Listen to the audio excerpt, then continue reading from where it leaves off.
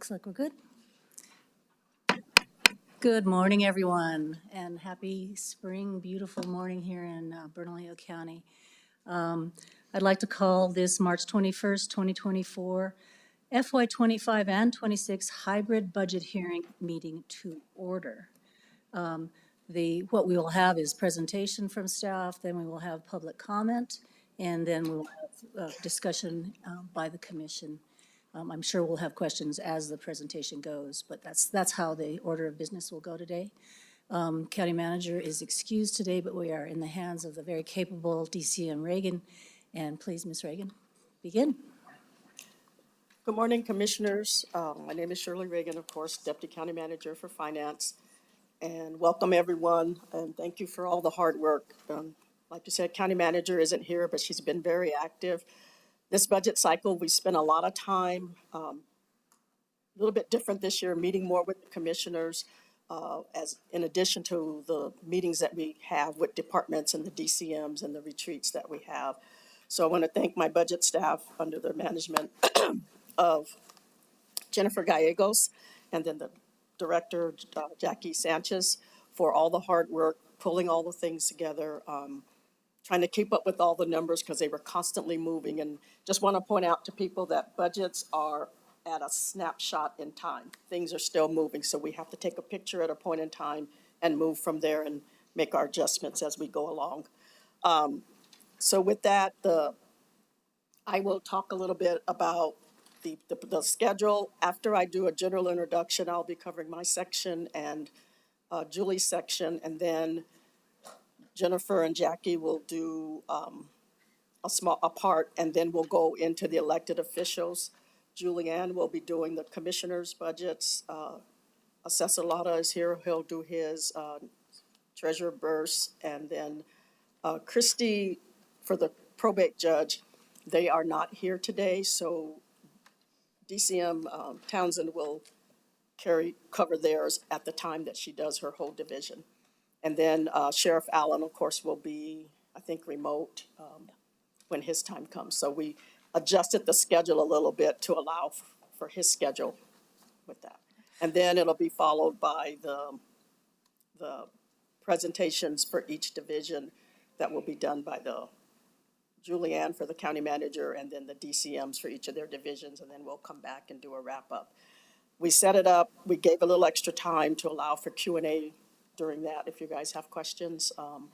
And then we have, after this meeting on Monday, we have another workshop, follow-up workshop with the commissioners and staff where we'll cover and address the any things that come out of this meeting that we need to make adjustments for. And we'll also do a more in-depth review of the behavioral health gross receipts tax On Monday, expenditures on Monday on the 25th. Yeah, which will also be an open meeting. Great. So with that being said, looking at the slides here, the primary focus today will be on the general fund because that's where the majority of our expenditures for the county are paid from. There will be some key emphasis on some non-general funds, such as the behavioral health, the healthcare GRT, and the PILT fund. Understand that the budget has not been finalized. We're still working on some things. And then we're scheduled to do the final budget adoption to be brought back to the commission for approval on April the 9th at the administrative meeting. Again, I just want to thank the departments. It's been a strong collaboration and engagement and just continuous review and assessment of the priorities and working on our 5-year forecast so we kind of get a picture of when things can occur and should occur so that we know how to appropriately place them in the budget. We are presenting a balanced budget of $1.2 billion, which of the general fund represents $440.3 million, and that's 9.4% higher than the approved adjusted budget for FY24. Sub-funds under the general fund, which includes the PILT and community service, are $1.9 million, and our non-general funds are $729.3 million.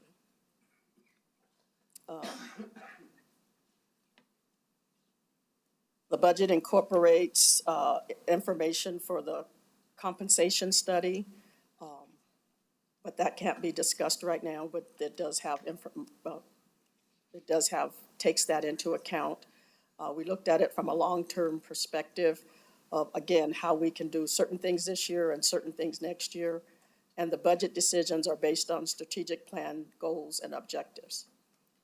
And we also have the changes for the debt service and incorporated contractual growth. A lot of our contracts have built-in growth factors year over year. If they're multi-year contracts, we've taken those into account. It also reflects a 25% DFA reserve and a 5% for our revenue stabilization reserve. Those are factors of what the operating budget is in the general fund. So as the budget goes up, those numbers go up.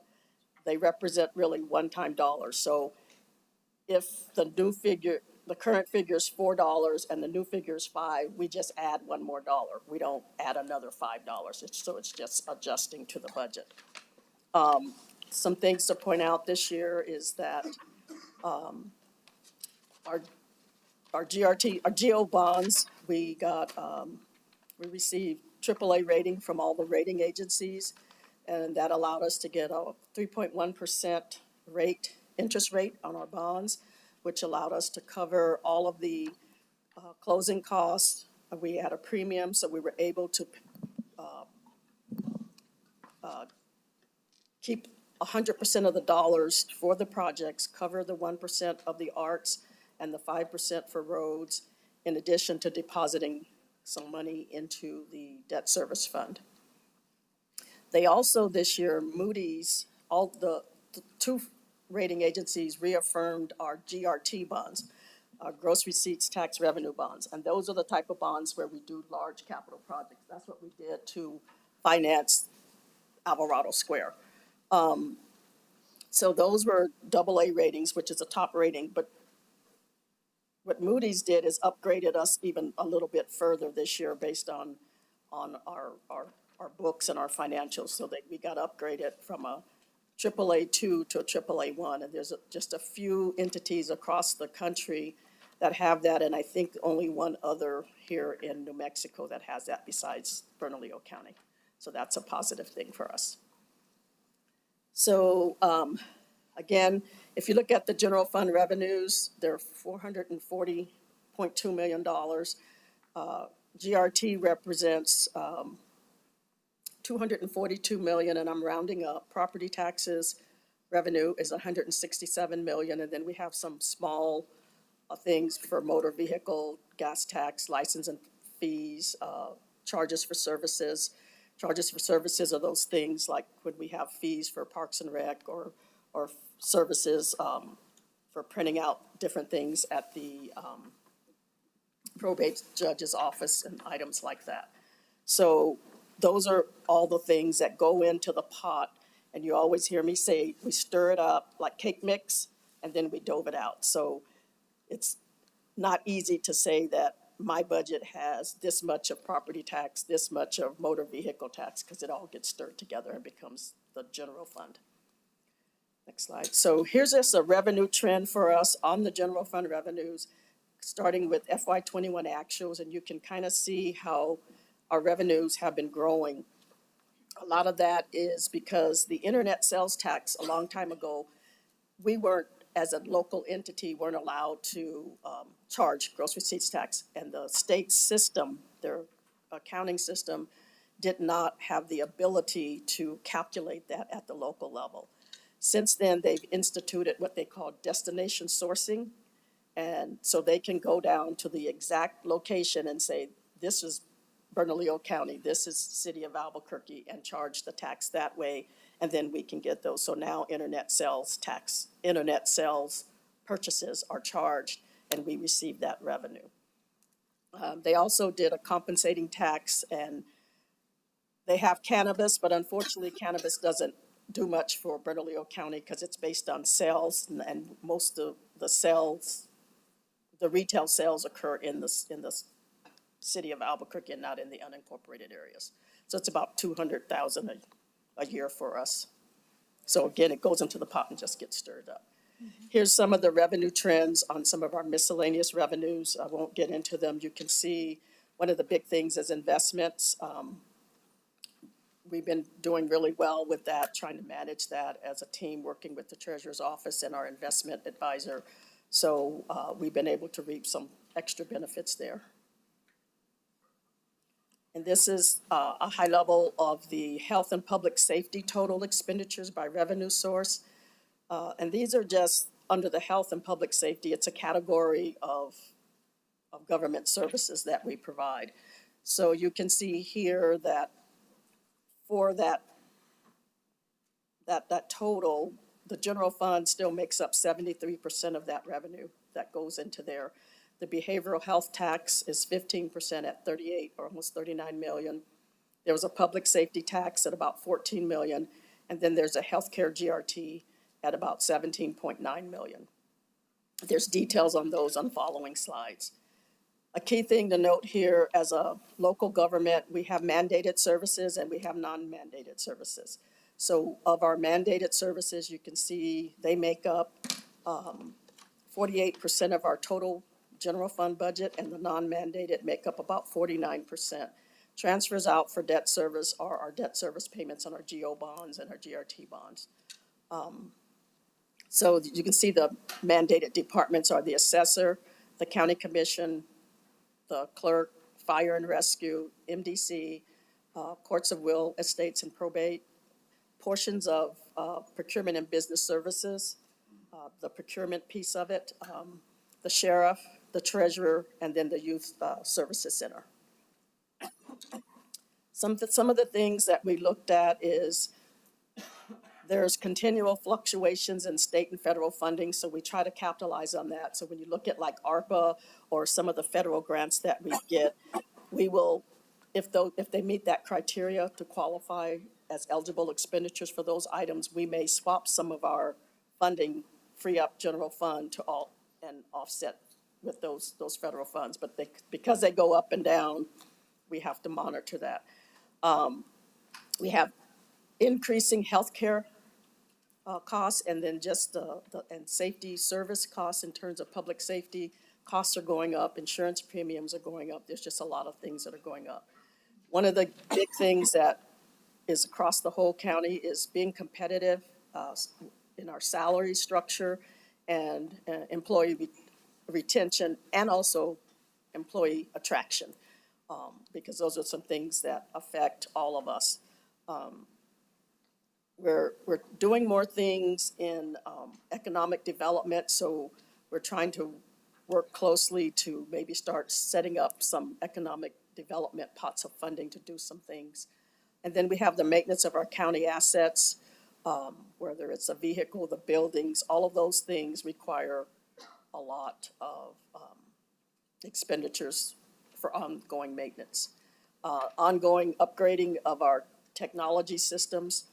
One of the things when I became county manager, IT was put under me, and at that time, our systems were lacking. We were way behind in updating our systems.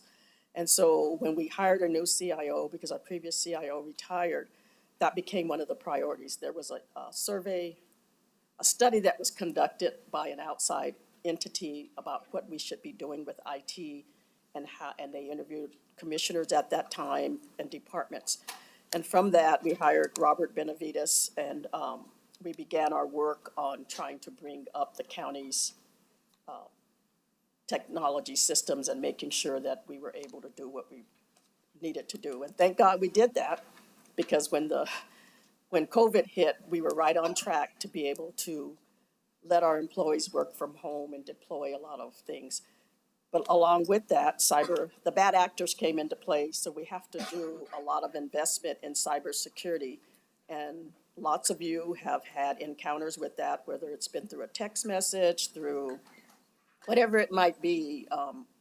They're always looking to get into our system. The biggest one was when one of our servers was compromised and it took the county down. But because of the work of our IT department, we found it right away, shut everything down, and then the partners in the community really helped us get to where we needed to be and get recovered without having to pay a ransom. Shirley, I just wanted to interject, that's a really important, good story, and I really appreciate it. But my role also is to give you time checks now and then, so not to be, I just wanted you to know it's 9:20 now.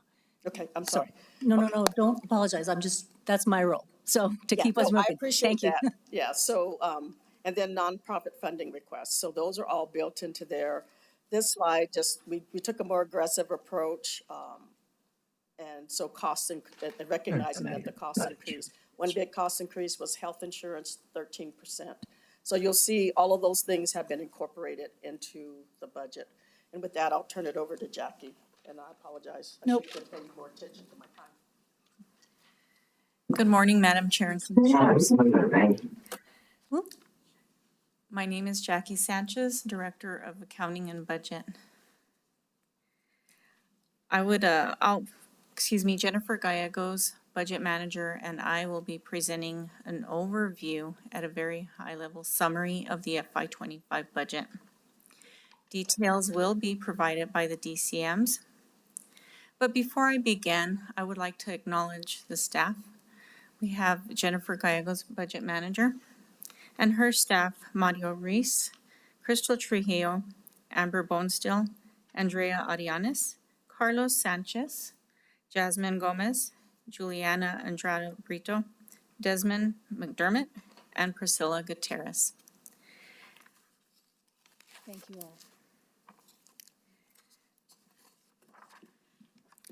The following are budget activities that took place in order for us to have the information to present today. The departments were provided with a budget that was approved in April 2023. And this is a starting point. So this is the basis where everything has been built. Incorporated are the adjustments from FY24. Several in-depth budget review meetings were held with departments, as well as the department, budget reviews were performed also. Analysis funding requests were provided by departments and management. Work analysis was also performed with legislative items, and budget retreats with the county manager, deputy county manager, elected officials, and budget staff. Budget workshops with the commission was held, and the county manager was also included, as well as the deputy county managers and budget staff. The FY25 general fund revenue and expenditures budget is projected at $440 million. Approximately $290 million is comprised of payroll, and just a little shy of $150 million is operational. Total expenditures are at $440 million, resulting in a balanced budget. This next slide represents the balanced budget, with revenues and expenditures equaling $440 million, which DFA does require that we submit a balanced budget. DCM Reagan did touch on the general fund revenue, and this next slide reflects by source. General fund revenues for FY25, once again, is at $440 million, which GRT makes up 55% at $242 million, and property tax at 38%, $167 million. The remaining 7% aggregate makes up the rest, and so if you'll go back.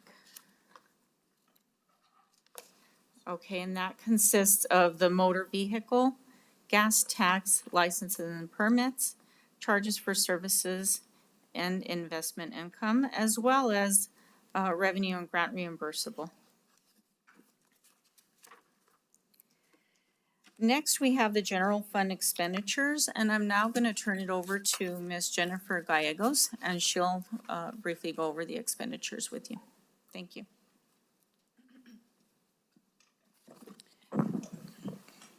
Good morning, Madam Chair, members of the commission.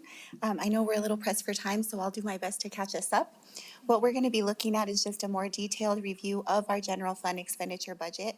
As Jackie and Shirley both mentioned, we're sitting at 440.3 million thereabouts. What this slide shows you guys right now is the breakdown of that budget by division. It gives you both the payroll and the operating breakdown, as well as it gives you a further breakdown of what the commission budget looks like for FY25. Next slide. This next slide is important because, again, these next slides that I'm going to show you are all focused on that number of the 440.3, but it shows you different breakdowns of the numbers. And so I think it's important for you guys to just see, like in this one, the payroll versus the operating. Right now, we're at 288.7 million for total payroll. We have about 151.6 in operating expenses, and so our payroll's hovering at about 65% of our total budget. Next slide. This slide will show you the breakdown of the expenditure budget by function. And so again, you can see by percentage that the majority of our budget, 46% of it, is spent on public safety related type activities. We spend 31% on general revenue, general government type activities, and health and welfare, or public works rather, is the third largest at 12%. Everything else, health and welfare, as well as culture and recreation, that stands at 5%. And then transfers that we do to pay for debt service and that type of thing is about 3% of the budget. This slide takes a greater dive at our actual payroll budget. We're getting an echo, obviously. Okay, that 266. Let's see if IT can fit. Somebody might be on.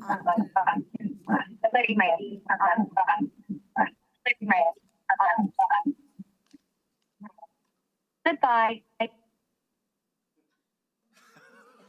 Try it again. All right. Let's see if that was it. All right, this slide looks at a deeper dive at our payroll budget. And so 288.7, you can see that that supports a total position of 2,983 positions. This budget will break down what we pay for the sheriff's department, the fire department, corrections, blue collar foreman, blue collar, white collar, and YSC. So it breaks it down by union. Also shows graph, we have 42% unrepresented staff and 58% staff that is committed to unions. Next slide. This slide breaks down our operating budget of the 151.6 into the different categories of where we spend that operating budget. You can see that the majority of our budget is spent in contractual services, 50% of that.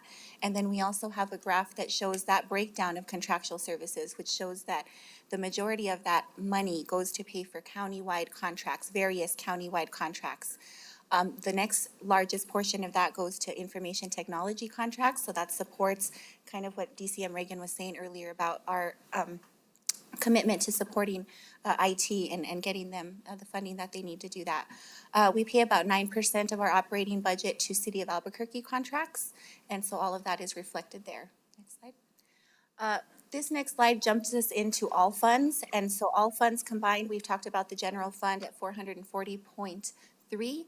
This slide will show us 1.2 billion. That's what our budget looks like when all funds are combined, and this is what we're hoping to go in depth with you guys at our Monday meeting. But what this recap shows all of those funds, which encompasses our general fund, our special revenue funds, proprietary funds, internal service funds. All of those other funds outside of the general fund are restricted and used for certain types of different specialized expenses. And so we'll go over a couple of them today, but this next slide just basically gives those totals again. And so we have that 440.3 for the general fund. We have 321.6 for the non-general fund expenditures. And then we also bring in our life-to-date funds. So that's like our capital construction funds, our bond funds, grant funds, all of those things that kind of go on from year to year. We're going to plan on bringing in 407.7 million. And so that is a point in time, as Shirley mentioned, because we're only looking at the budgets and the actuals at where they sit today and making a projection of where we think they're going to be at the end of the year. We'll come back to you guys in September after we've closed out the year and we true up that 407. That's when those balances are trued up at that time. The next slide will just show you what we're looking at for FY '26. You guys will notice that the budget looks substantially lower, and it's because those life-to-date carryovers are not included in there, right? We can't project 2 years from now what our carryovers are going to be, and so therefore, that number in '26 will increase next year when we look at that budget. These next slides basically just give you a detail of some of our more high-profile non-general fund funds. As you guys know, we enacted a tax back in 2018 that gave us an allocation for our health and public safety area. This is how we divvy out that part of that tax. It produces over 17 million. We have to actually update this slide. But 10 million of it is in salary and benefits. We do a lot of our fleet budgets in here. Our MDTs for fire and sheriff are also included in this budget. And this is a sub-fund of the general fund. And so you'll see a comment there where we have to go in and identify what we do is once we've got the numbers to stop moving, we go and see what of the new requests that the public safety area has asked for that we can kind of allocate to this fund. And so that's the next step that'll happen over the next week, seeing of all the new requests that get approved or are being considered for approval, which one of those expenses we're going to be moving into this fund to tie up that additional 2.1 that's in the fund. Next slide. This slide shows our healthcare GRT fund. And what this basically does is it's for the support of any type of indigent type of expenses. For the last couple of years, our MDC medical contract has kind of taken on the majority of this fund. And so you'll see that 15.4 of this $17 million allocation is dedicated to the ever-increasing contract for the MDC medical contract. And so we also pay for some other things for the behavioral health area, some things for YSC as well, but the majority of it, again, is for the medical contract. This next slide shows the breakdown of the the behavioral health GRT fund, and this fund generates about $38.7 million in revenue, and this fund basically breaks down in numbers where those funds are allocated to. So you'll see to the majority of the expenses, 10.5 are allocated to salary and benefits, and the rest of them are the different types of programs that they have. If you go to the next slide, we kind of break down all of the different programs that are within each of those categories. And so again, we plan on going that over in detail with you guys on Monday, but we definitely have the backup that shows kind of all the budgets that are tied to these different programs in these different categories. Next slide. The last slide that we have here is for the PILT fund. Again, this is a sub of the general fund, but at one point it was specified for APS, UNMH, and economic development type initiatives. That we no longer have to use the funding on those type of initiatives, but as a county, we've made the decision to continue doing that. And so you'll see the breakdown for the APS, UNMH, and economic development type activities within this fund. It generates about 1.9 million a year. And with that, I believe I'll turn it back over to Jackie and she'll go over next steps. Thank you for your time. Okay. And another time check, it's 9:30. We had on our original agenda that the electeds would be at 9:15, so we're about 15 minutes behind. I'll make it very brief. Moving on to next steps, we do have a few key dates. And so Monday, March 25th is a workshop which will be held with the county commissioners, which the budget will be reviewed before adoption. On April 9th, the budget will be taken to the Board of County Commissioners for approval. And then on or before June 1st, the budget will be submitted to the state of New Mexico, to DFA. Department slides are now going to be presented by the elected officials and the DCMs. And I will now turn it over to Ms. Julianne Baca, and she will begin. Thank you. Thank you, Jackie.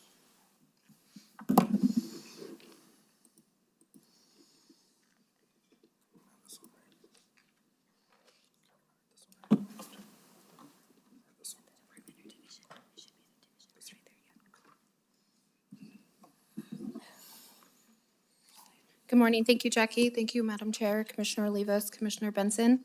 So just quickly going into the County Commission budget for FY '25, we do have a position count of 10 positions, and that goes unchanged. Going into major initiatives and challenges. My apologies, did I skip ahead?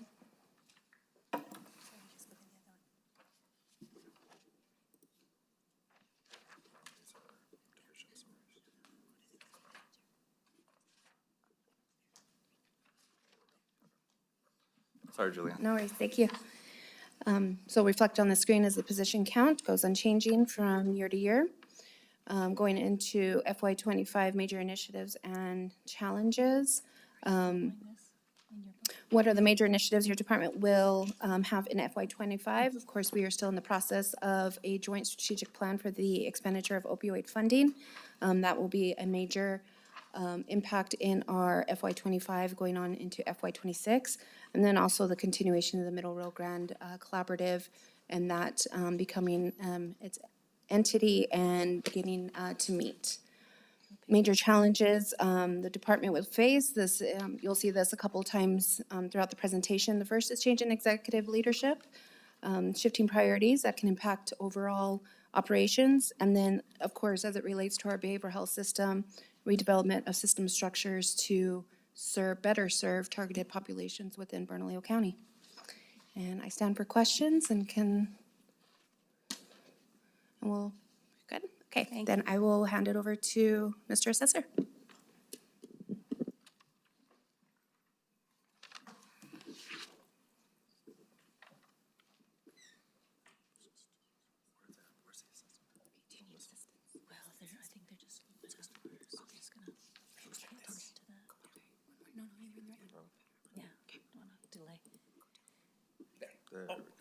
There we go, Mr. Assessor. Assessor Lara, welcome. Madam Chair, members of the commission, thank you so much for having me here. I too just want to take a very brief time to thank Shirley and Jackie and Carlos and everybody, as well as Karen and my staff. You know, they do carry a lot of the work and a lot of the heavy lifting for us to be able to do our mandated job. And so I appreciate it, and thank you all for continuing to work with the Office of the County Assessor to actually carry out those constitutionally mandated tasks. Our budget hasn't changed very much. We have a 8% variance from year over year. As been mentioned before, that change is reflected in the staffing. As you may all remember from last year, we were at a 38% vacancy. We've actually brought that down to a 25% vacancy. So we're making up a little bit of that as well. Out of the 138 positions that we now have, 58 of those are funded out of the general fund, and the other positions are funded out of the revaluation fund. So total request for FY25 is $4.24 million to include the payroll and a very limited operating fund. Again, most of the operating fund from the county assessor's office comes from the valuation fund. We just kind of want to go over some of the highlights as well of what the taxpayers' money and what they're getting for their taxes, right? So we've had some really significant and major achievements in the last year, including all of the green and clean energy usage moving forward and pushing forward renewable energy as well as electric vehicles. We've expanded the outreach for all of the property owners and residents. While we typically think of the county assessor's office as mainly serving property owners, we also do serve the residents, and our valuations do affect rents and renters and landlords as well. And we've really done a really good job of doing our outreach and education. We've partnered with the county clerk's office to use the early voting centers as a pilot project. We are using 2 of those for the time of the year that they're sitting vacant to use those during the time of year that is the biggest and busiest time for the county assessors, which is April 1st through the end of April. So I think that's a huge achievement, and I think it's going to provide well-deserved services to the constituents of Bernalillo County. We've also expanded our efforts to ensure that we have well-trained staff. Again, with vacancy rates and bringing in new people means that you need to be training them, and that requires time, effort, and money. As some of you may know, Clyde Ward used to have this saying about, well, what if we spend all of this money training our staff, getting them qualified, ensuring that they're the best, and then they leave? And he used to say, well, the real question is, what if we don't and they stay? right? So we've really done a really good job to making sure that we're providing the services that the people of Bernalillo deserve. But like everything else, we do have some challenges. Some of the biggest challenges that we have are continuing to work with the federal government on the clean energy initiatives and ensuring that we receive reimbursements and funding for those, as well as some of the procurement and stuff and getting those projects off the ground for the renewable energy and working with vendors and partners to ensure that we actually do some of the vehicle charging stations and other clean energy projects as well. Similarly, we are working both within the county and externally, as been indicated by DCM Shirley. Almost everything now has to revolve around information technologies, software applications, programmings, and all of that requires that we continually stay at the forefront. And for business and business personal property as well as real property, that includes artificial intelligence. And one of the biggest challenges that we have is cooperating and having vendor agreements to receive the data that we actually need. Because as you all know, New Mexico is a non-disclosure state, and we only have limited disclosures for residential properties. And when we don't have the necessary non-residential information, then we have to bridge that gap in one way or another. And doing that gapping and contracting for services to receive that information has also been a challenge in this coming year. And then finally, incorporating and ensuring that all of those software systems and different applications, some that are similar or the same in other departments, some that are not, that they all talk to each other, right? So we've got a great working relationship with the county clerk's office, and we receive all of the deed and documents of transfer, but we're trying to ensure that that same level of relationship and that the same way that those systems talk to each other, that works throughout the county. And we've had some challenges there. We're basing and modeling some of that information on, for example, on how the city sends over its building permits or how the state sends over its building permits and fixing those.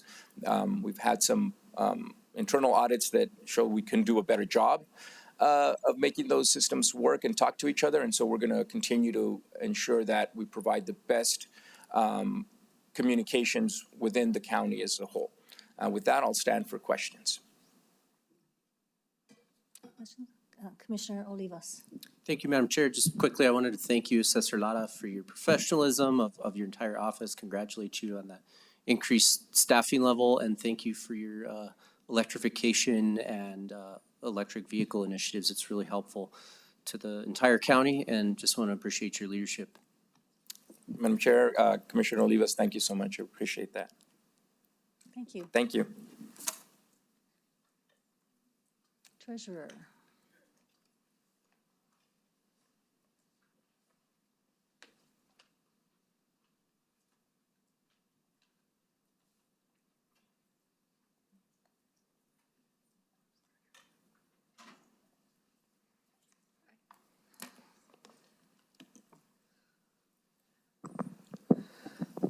And time check, Ms.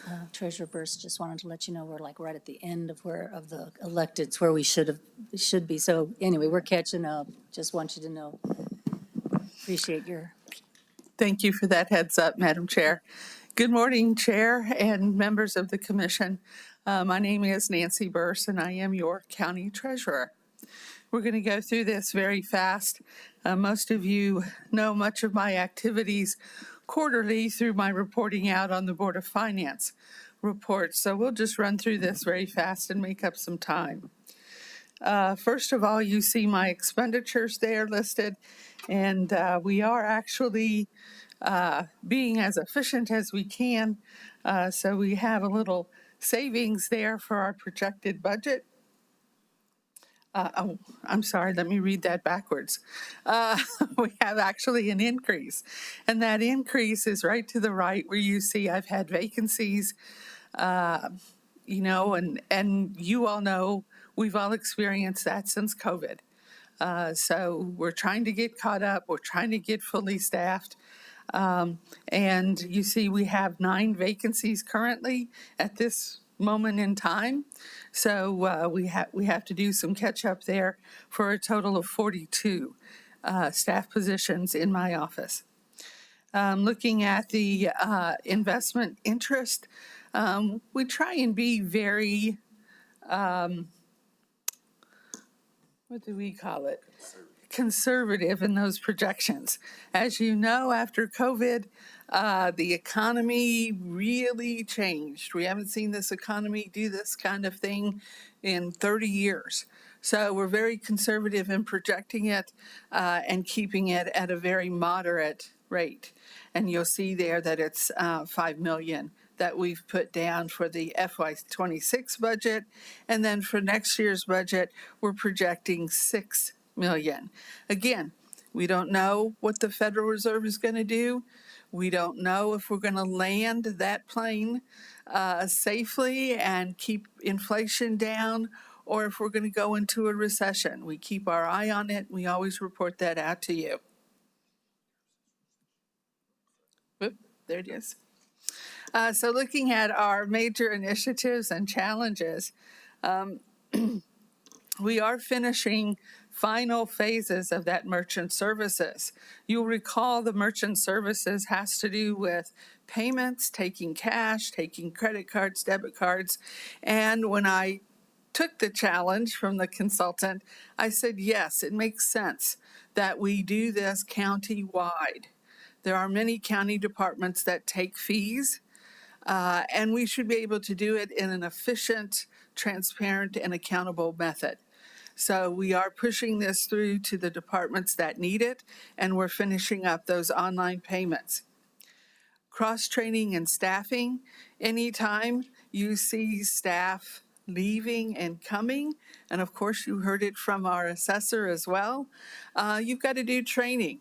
For us, it's a matter of cross-training so that when people do leave, when people get promoted, we have backups to those procedures and those types of tasks that need to be done. Lastly, you'll know that I am in my last year. So I have fulfilled 2 terms, 2 4-year terms. So we do anticipate at the end of this calendar year a change in leadership. So that will affect the FY25 budget. The major challenges of my department reflect very much the same thing. The administration change. We'll have a new treasurer, you'll have new deputies. They're going to come in with their own ideas, and we wish them the best. And we'll have a solid budget for them to just cruise on in and take over.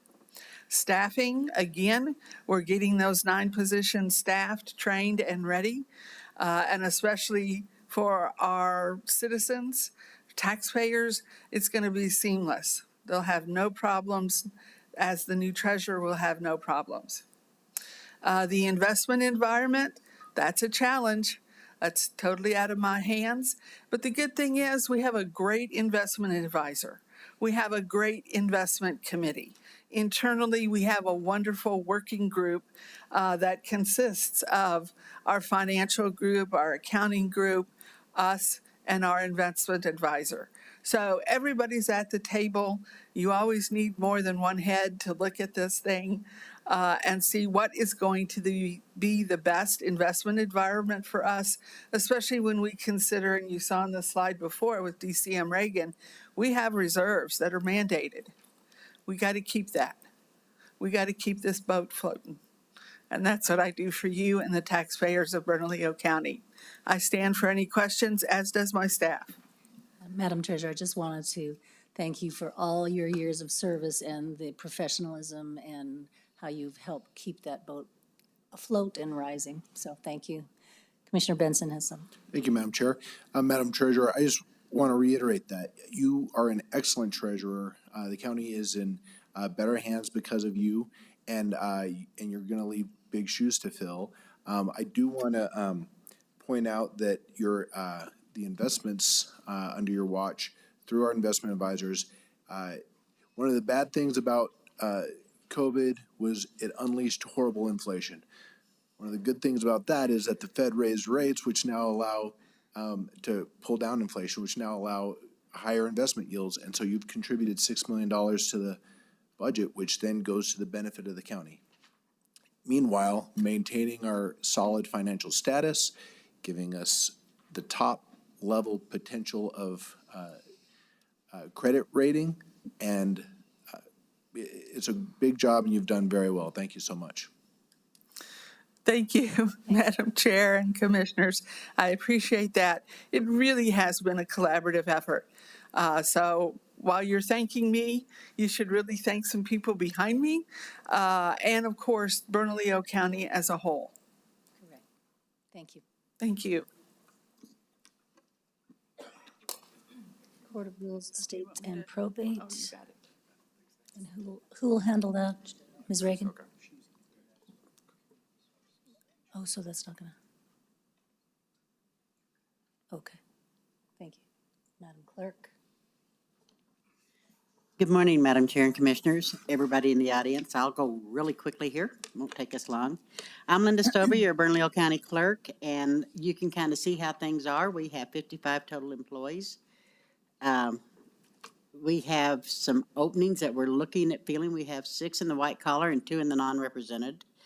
Our total budget will be $1,863,408. We have a variance of about 5%. As the clerk and the assessor have said, they want to thank their staff. I also have a fantastic staff. They can run this thing seamlessly as I go forward and I term out. So we have had, everybody's talked about the pandemic. I do want to make one point. During the pandemic, we had a presidential election. And during this time, we had to set up polling locations. We looked like the bubble man all wrapped up to take voting, and they had to be 6 feet apart. We had the highest voter turnout in the history of Bernalillo County during that presidential election during an epidemic. So you can understand how closely this team at the clerk's office have worked and got to know each other. I'm very proud of them. Let's move on to, I'm trying to help you there, Chairman. Let's move on to our initiatives here. We are constantly trying to get poll workers. If any of you have grandparents, aunts, uncles, anything that want to make a few extra dollars, have them call me. We can sure use them for the election. We work constantly with APS. Since I came into the clerk's office, every year we've had an initiative with APS and done something that has done worked in the schools. This year we're doing an art contest for the I voted sticker for the general election. So that will be finalized here soon. And when you go to vote in November, the I voted sticker you get will be a piece of art from one of the students at APS in their art programs. So we're really excited about doing that. Our recording and filing efforts are just great. We're all caught up on everything that we need to do, but we have really, really limited space. Our space out here in the lobby is extremely small for the number of people that come in each day. We are really cramped for space, so I'm always begging for more space. These elections are just going to get bigger and bigger each year. I expect a huge election this year. We have several state reps and senators who are not running for re-election. And in those open spots in the primary, there'll probably be anywhere from 3 to 5 people running on each political party for those spots. So there's going to be a lot of activity happening during the primary as we go towards the general. I want to thank former Deputy County Manager Enrico Grotti and Deputy County Manager Shirley Reagan. Since I had come into office, we kept looking for new space for the Election Bureau.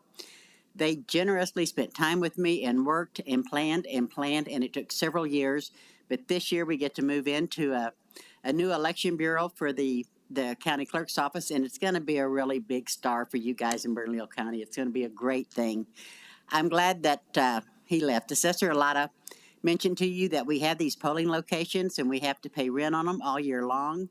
So when they're not being used for election purposes, we offer them to any department within Bernalillo County. It'd be great for the commissioners if you have constituency services, because we've got locations in all of your locations, and we're happy to set it up and open it up and let you meet with your constituents there. I will be transitioning out at the end of this year, and we will have a new clerk and deputy clerks. Jamie's going to go to Costa Rica and not give me his phone number. So, but I want to thank you for my years of service, and I've enjoyed so immensely being part of Bernalillo County. Thank you, Madam Chair. Thank you, Madam Clerk. And I also wanted to extend my deep gratitude for these 8 years almost, and a very strong hand at the tiller. So thank you. Commissioner Olivas and then Commissioner Benson. Madam Clerk, I just wanted to thank you for your leadership. You run some very smooth, clean elections. It's the core of our democracy, and your position is just so important to that. And congratulations on the new clerk's warehouse. That's going to be, a great addition to really consolidate our services and make everything much more smooth and just really great work. Thank you for what you've done. Thank you, Madam Chair. Madam Clerk, reiterating these comments, I can't say enough. You and your department are unmatched in terms of the transparency, the integrity, just being able to sleep well at night knowing that our elections are running smooth without a hitch, without any shenanigans. I thank you for that. And again, you're going to be sorely missed, and you are leaving big shoes to fill. And maybe we can make a trip out to Costa Rica. Okay. Thank you. Okay, we move on to. Madam Chair, members of the commission, the sheriff is supposed to be next, but he asked to not go on until 11 o'clock. So if it's okay, we can move on with the county manager division. And we can start off with the county manager division totals, and then we can go into the individual department discussions. Sounds So fine. I'll turn it over to Ms. Julianne. Thank you. Thank you. Thank you, Jennifer. So going back to slide 44, this is our general fund revenues, and apologies, I will defer to county manager division directors to provide support in the event I don't know what I'm speaking to. Madam Chair, so for general fund revenues, what you have before you is what is projected for FY25 and FY26, starting off with general fund and administrative fees, followed by economic development, criminal justice initiative, and MDC totals. Going into general fund expenditures. You can see it's detailed by department, county manager department, again for FY25 and 26. Criminal justice, behavioral health, just over 6 million, legal, 5.5, human resources, economic development, and MDC. And with that, I will go into our positions. County manager, we have a few vacancies. We also hold all vacant frozen positions.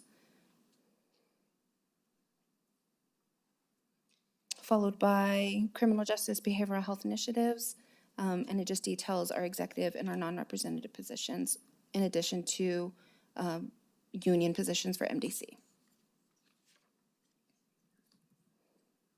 Going into our division slides, specifically for the county manager's office, including inclusion of CIP, you will see a 32% variance between FY24 and FY25. That is inclusive of our positions for the electeds, executive, non-representative, and of course our frozen positions. And major initiatives and challenges. We do have our continuation of the redevelopment of our 5-year strategic plan. As you all know, that we are in that process with a consultant, and we will see that come to fruition by the new fiscal year. We are also working with Built for Zero, and this is to continue our efforts with the Homeless Coordinating Council, decreasing and ultimately eliminating homelessness in our community. And then, of course, with what has been mentioned from the elected presentations, is this is a major election year. 5 elected offices are on the ballot this year, and so we will be maneuvering the swearing-in ceremony, the orientation of the potential new electeds. We will have, of course, new. And then going into what our major challenges are. Same as the commission, we have a change in our executive leadership, with the retirement of the county manager, shifting priorities that will impact all county operations and then, or majority of county operations, and then the redevelopment of the system structures for targeted populations. And with that, I stand for questions for the county manager's office before Any we go on. questions? Thank you. Thank you, Julianne. Thank you. And with that, I will turn it over to legal.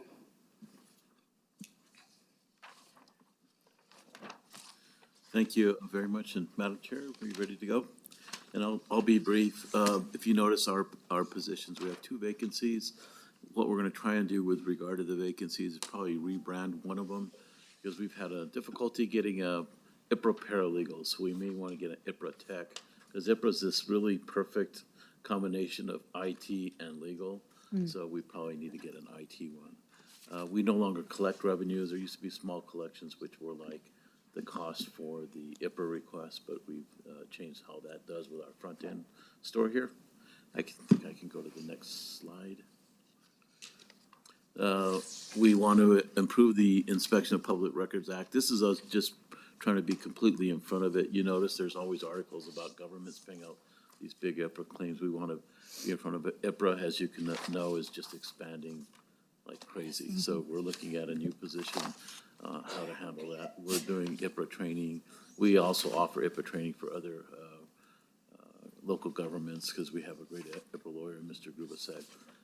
Along with the county manager, we've really worked hard on the McClendon class action lawsuit, which has many challenges, as this commission knows.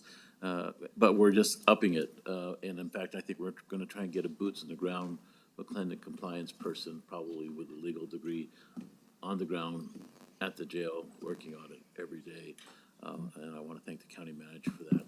On the IPRA, we'll do a Kaizen project, kind of just review from the start to finish and how we can make it work better, and working with all of our internal agencies that we do on the IPRAs. Major challenges, of course, is keeping up with the IPRA requests. We look at the city of Albuquerque because they've been very helpful.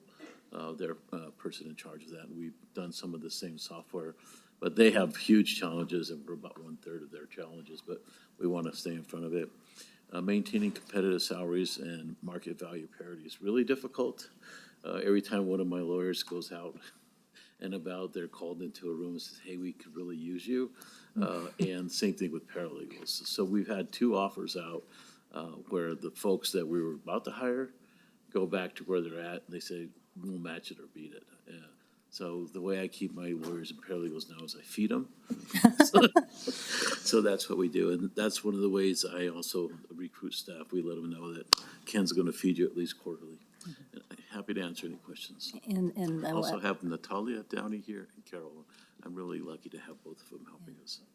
that's a, thank you, Mr. County Clerk, because I want to say also that you've done an excellent job in recruiting, and I have a really good team. I'm very supportive of your efforts. Thank you.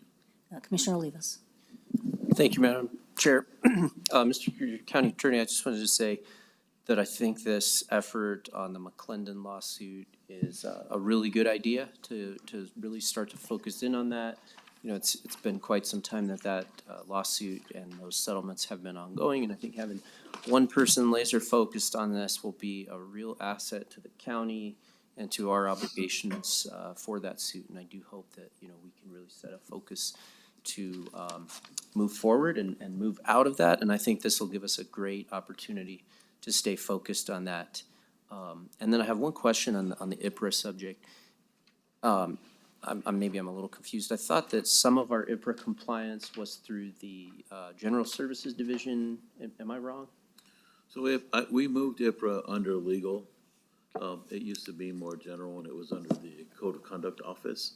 But it's such a heavy legal component to it that I actually recruited a lawyer, shame on me, from the AG's office who was in charge of it there, Mr. Grubasek.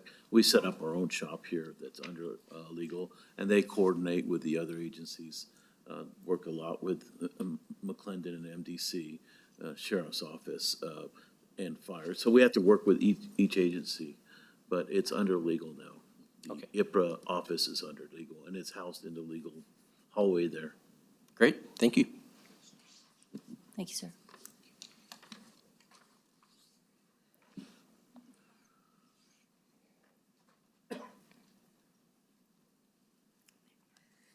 Good morning, Madam Chair and Commissioners. My name is Pam Acosta. I'm the Senior Manager with the Behavioral Health Initiative.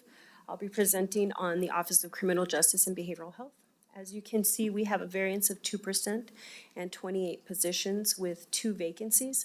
I believe those will be filled by the end of this month, so that's some good news. And moving on to major initiatives and challenges. Some major initiatives that we'll be looking forward to in the next fiscal year will be supportive housing. So that would be program expansion, increasing housing vouchers, and new construction. The second piece would be, we're looking forward to our partnership with the City of Albuquerque in establishing and promoting a new data integration platform, a closed-loop referral system with the City of Albuquerque. And then the third initiative that's pretty major for us is pushing forward a request for proposal for our multi-ward, where we would be seeking providers across the county for our behavioral health initiatives to fill the gaps. And then some of the challenges that we have faced and will continue to face, we anticipate continuing to face, will be affordable housing and housing inventory. That's the flip side of the coin. While we're looking at new construction and expansion, while we're waiting, there's still not a lot of inventory, and affordable housing is still an issue as rates have gone up. And then the second one is something that Madam Treasurer mentioned, and you'll probably hear that from my colleagues throughout the day, is the staffing issues.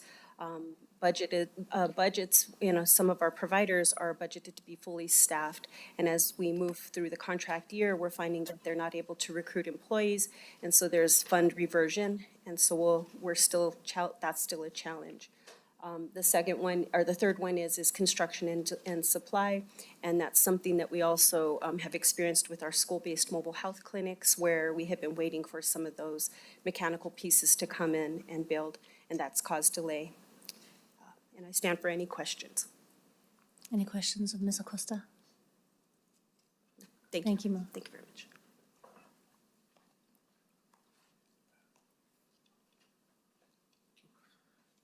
Madam Chair, Marcos Gonzalez with Economic Development. Happy March Madness. Starting to watch lots of college basketball. Go Lobos. Yes, go Lobos tomorrow. Woo. This is just an overview of our expenditures. The variance is just due to potential the increase in the labor piece, and just a little bit over our fee revenue. And then the next slide, our major initiatives. Did you get it clicked? Okay. Include the I-40 Trayport corridor that we're going to be continuing to work on in this tri-state project. Our anticipation of receiving additional brownfield funding to be able to identify sites that need testing, to be able to continue our redevelopment efforts, and our housing initiatives that we're working on with the Housing Collaborative and other housing developers as well. Some of the challenges is we're just wrapping up several of our COVID programs, the Emergency Rental Assistance Program, our small business programs related to ARPA, and some other ARPA programs as well. And we'll continue to look for additional federal and state funds that we can use to close the gap in doing additional affordable housing. So with that, stand for any questions. Any questions for Mr. Gonzalez? Okay. Thank you. For your good work.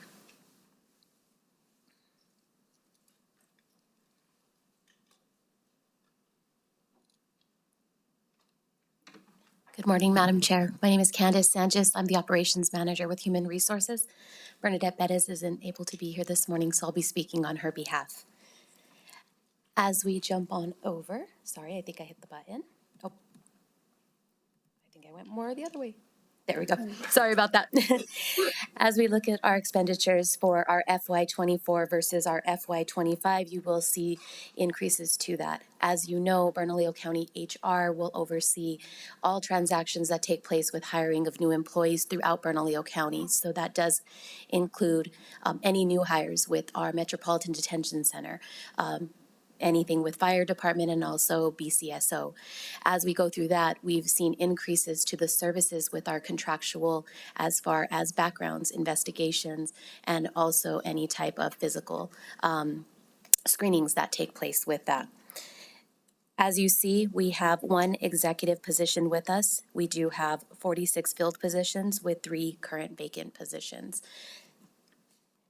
As we go over to our our workforce, we continue to look for value in our employees and also how we recruit. So as you have seen, we have utilized many social media outlets to continue to get onto our job boards. We've also started doing virtual job fairs for individuals that cannot be physically present but are able to join us virtually with that. And a lot of rapid hiring events throughout Bernalillo County, along with we've been doing with our YSC, DSAP, and so forth. So we have seen an increase to hiring, and we're very excited to continue to do that through the next 2 fiscal years. Our labor market, we will continue to be competitive and try to attract the best talent to Bernalillo County. And a new thing to us is going to be our Foundation Learning Alliance and Maintaining Employment, our FLAME system. So we are beginning that here in FY24 in the 4th quarter and bringing that along through our next 2 fiscal years. Our diversity, equity, inclusion, and belonging, and then along with job rotation programs. This will allow us to bring in individuals along with training them and getting them up to what we need so they have those basic requirements and able to move along with Bernalillo County and continue their career. As we move forward, our major challenges that we look to face is, of course, continuing to be competitive in the labor market. That is something that Bernalillo County has struggled with in the past, and we are seeing that we are able to come up just as other organizations and local county governments. Retention, we heard that from some of the other individuals and elected officials prior to me coming up. We want to look at how do we retain, how do we train and bring some of those employees in as we continue to see retirees come out of Bernalillo County. So we want to fill those positions and get new employees in. And lastly to that, just responding to the community needs in the best that we can and being able to bring in, as I mentioned, our best staff and moving forward with those departments. Do you have any I questions? have just one quick question. I heard you say something about when you were talking about inclusion and diversity, and then you said belonging. Is that, I hadn't heard that. Is that retention? Or? It is, and we're going to look at some of the diversity programs through our talent department. And so they have brought on some of the board, and that will be throughout fire department, sheriff's department, and so forth. So yes. Okay. Thank you. That's nice. Any other questions? Thank you, Candace. Thank you very much.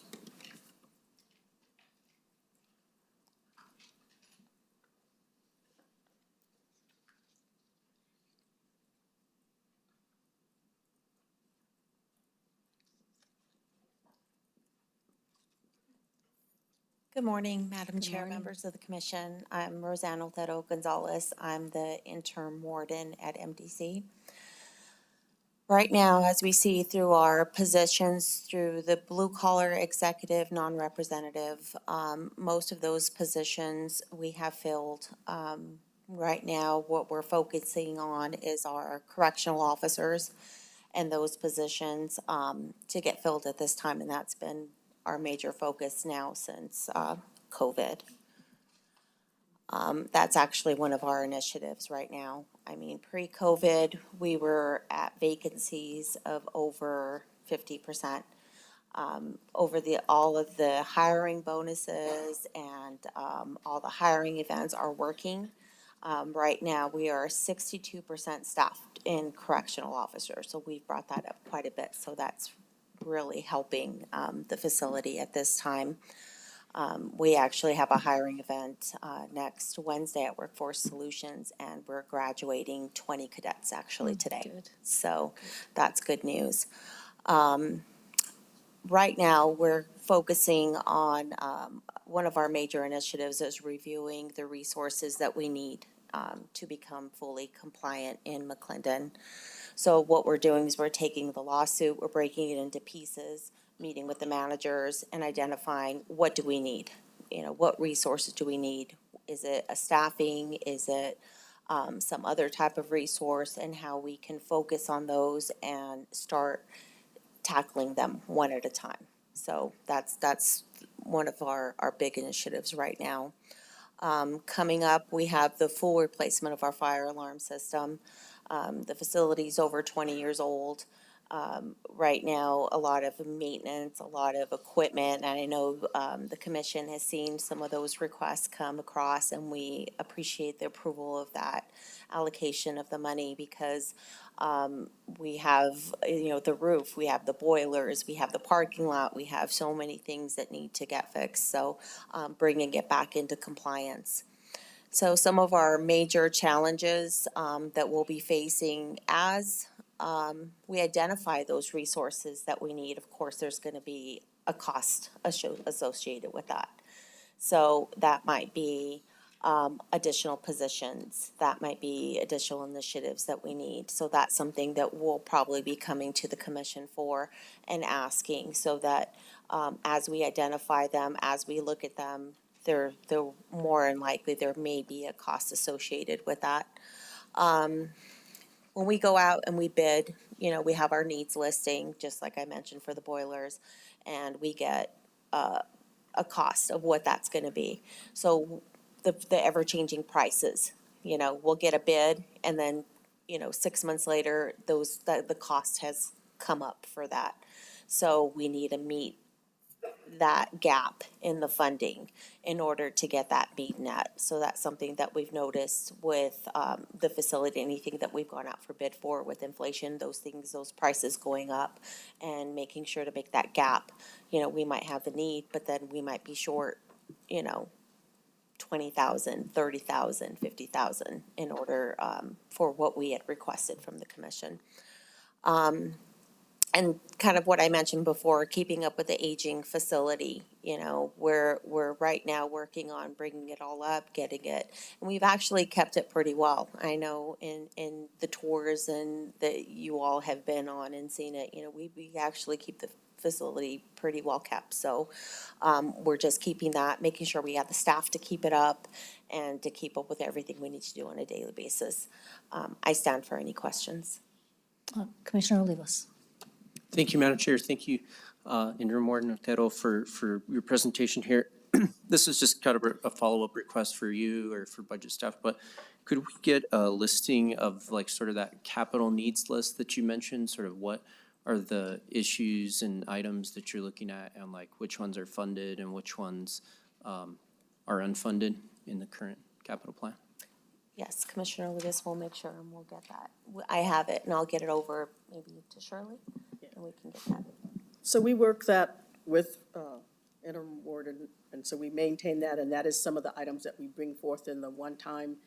We had in fund balance a pot of money that we've been working through to address some of those items as well. So we constantly are looking at that and reviewing and trying to make adjustments to reprioritize certain things that have to occur, like the call buttons and updating the scanners and different things. As they raise the priority, then we reshift and readjust and look at funding. So it's a continual process. Sure, I realize it's probably a snapshot in time because, Yeah. But yeah, it's a we can get facility, to the things list. break, things get fixed, they break again. But yeah, if we could get the full list, that'd be really helpful. I'm familiar with some of those things you mentioned, but just getting a picture of the whole thing. And then the other follow-up to that is, does that list also include like needs of the medical provider, like capital needs, not, staffing and stuff like that? But if they need, I don't know what they need, x-ray machines or something like that. So usually with medical, we had allocated that 800,000 that was put aside, and most of that was used for medical equipment. So they have a budget within medical, so that's like separately funded. And so any needs that they come up, then that's something they can request as well. So the healthcare authority, the MDC Healthcare Authority would have that list, I'm guessing? Yes, so we have that as well. The needs list that she's talking about, I think I had supplied that, or because we keep it, it's countywide, so it's all departments in there, and we constantly review, and that's how we do the one time. But in terms of the healthcare authority, we have the county serves as a fiscal agent, so we have a group of folks that work together with UNMH to determine what those needs are, and of course, since we're the primary funding source, then we look at the funding we have, but it's all run through their contract unless it is a unique item, like when we had the McClendon settlement and we had to settle for $800,000. the county funded that, put it with UNMH, and then met the requirements, are currently meeting the requirements of the MOU and the stipulated order. So, and we've Okay. spent about 500,000 of that 800,000. But just to be clear, Yes. We'll DCM, get you that list, yes. Reagan, you'll follow up with that kind of breakdown of that list so that we could see that. Yes. Thank we'll you. do So that. like medical will do a staffing analysis, and that's something they're in the process of right now. So what they'll do is they'll break down, this is what we think we need to staff the facility, and then it'll be presented, and then we'll see if we have the funding to do that. Thank you so much. Thank you. And I would add, Ms. Reagan, that would be helpful for our Monday meeting. Okay. To have it before the Monday meeting. Thank you. Thank you. Thank you.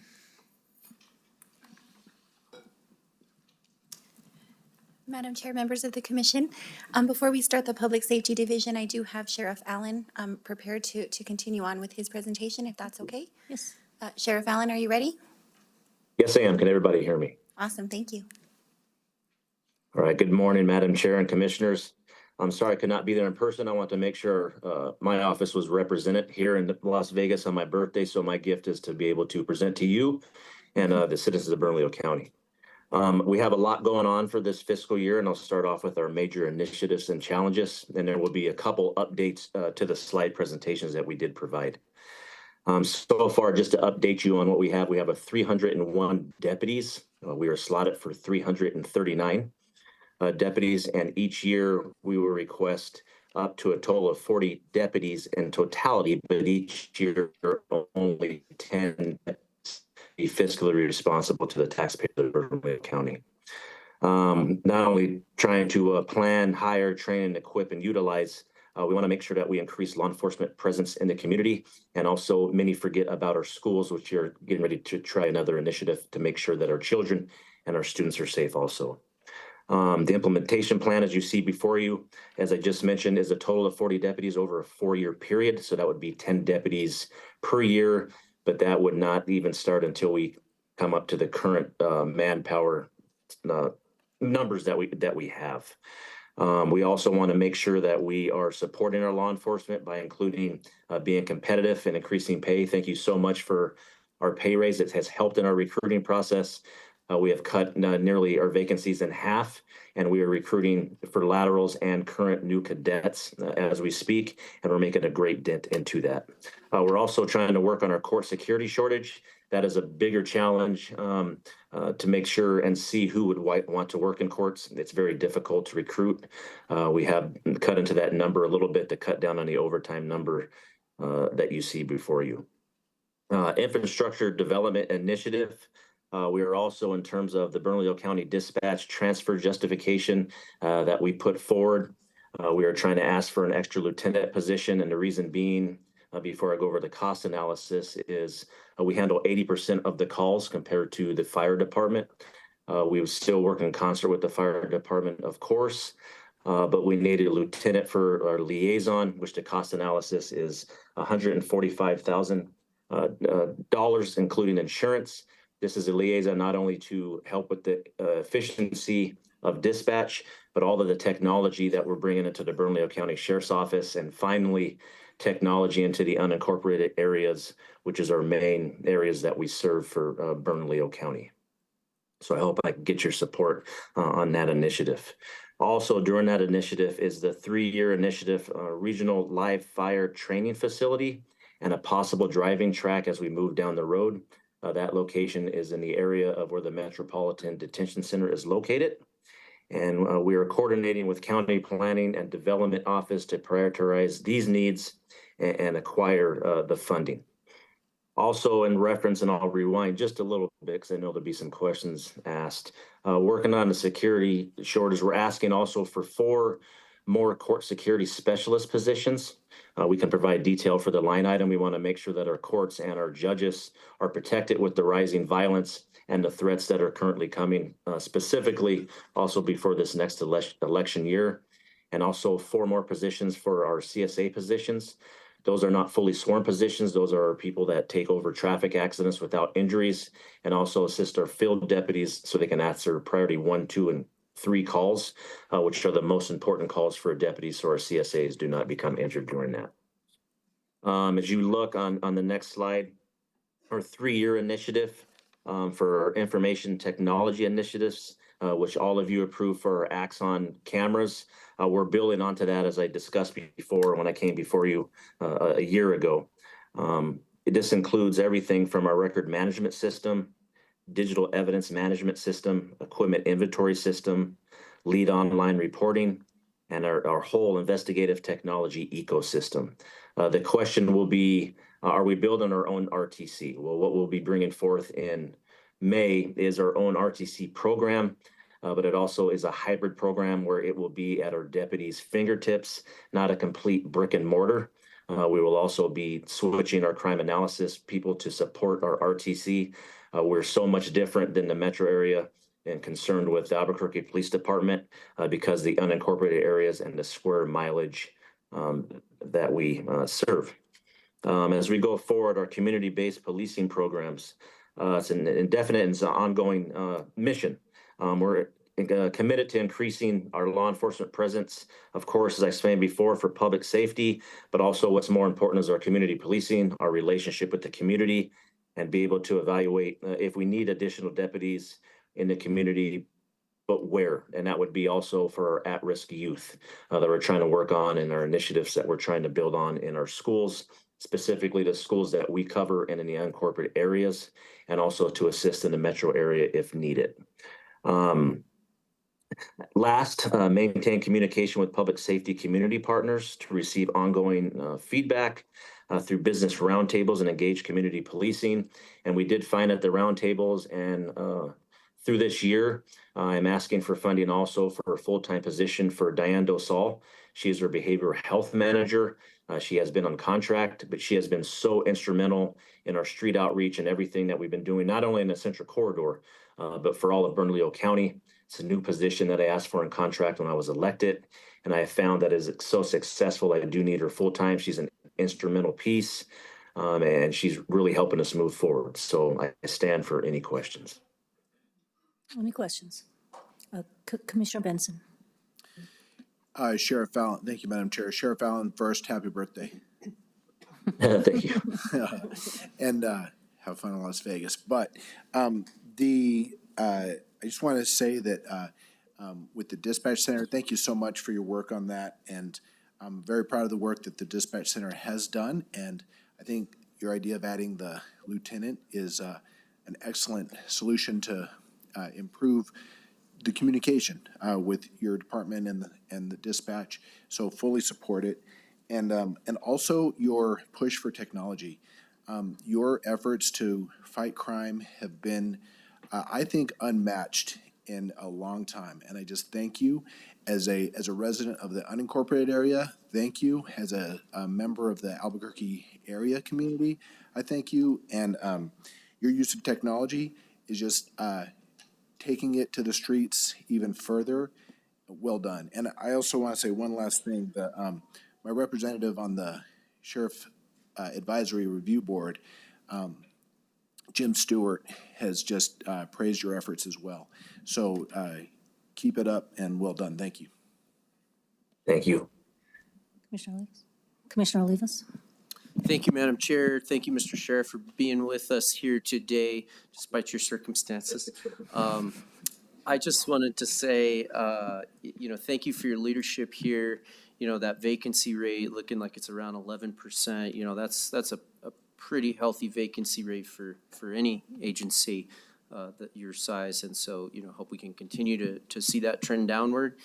But it's moving in the right direction from where it was last year. Excited that this commission was able to support some big salary increases for your office as well as for our security officers, court security. Glad that you are not forgetting about that function and keeping that as a really, the core function that it is of the work that you do.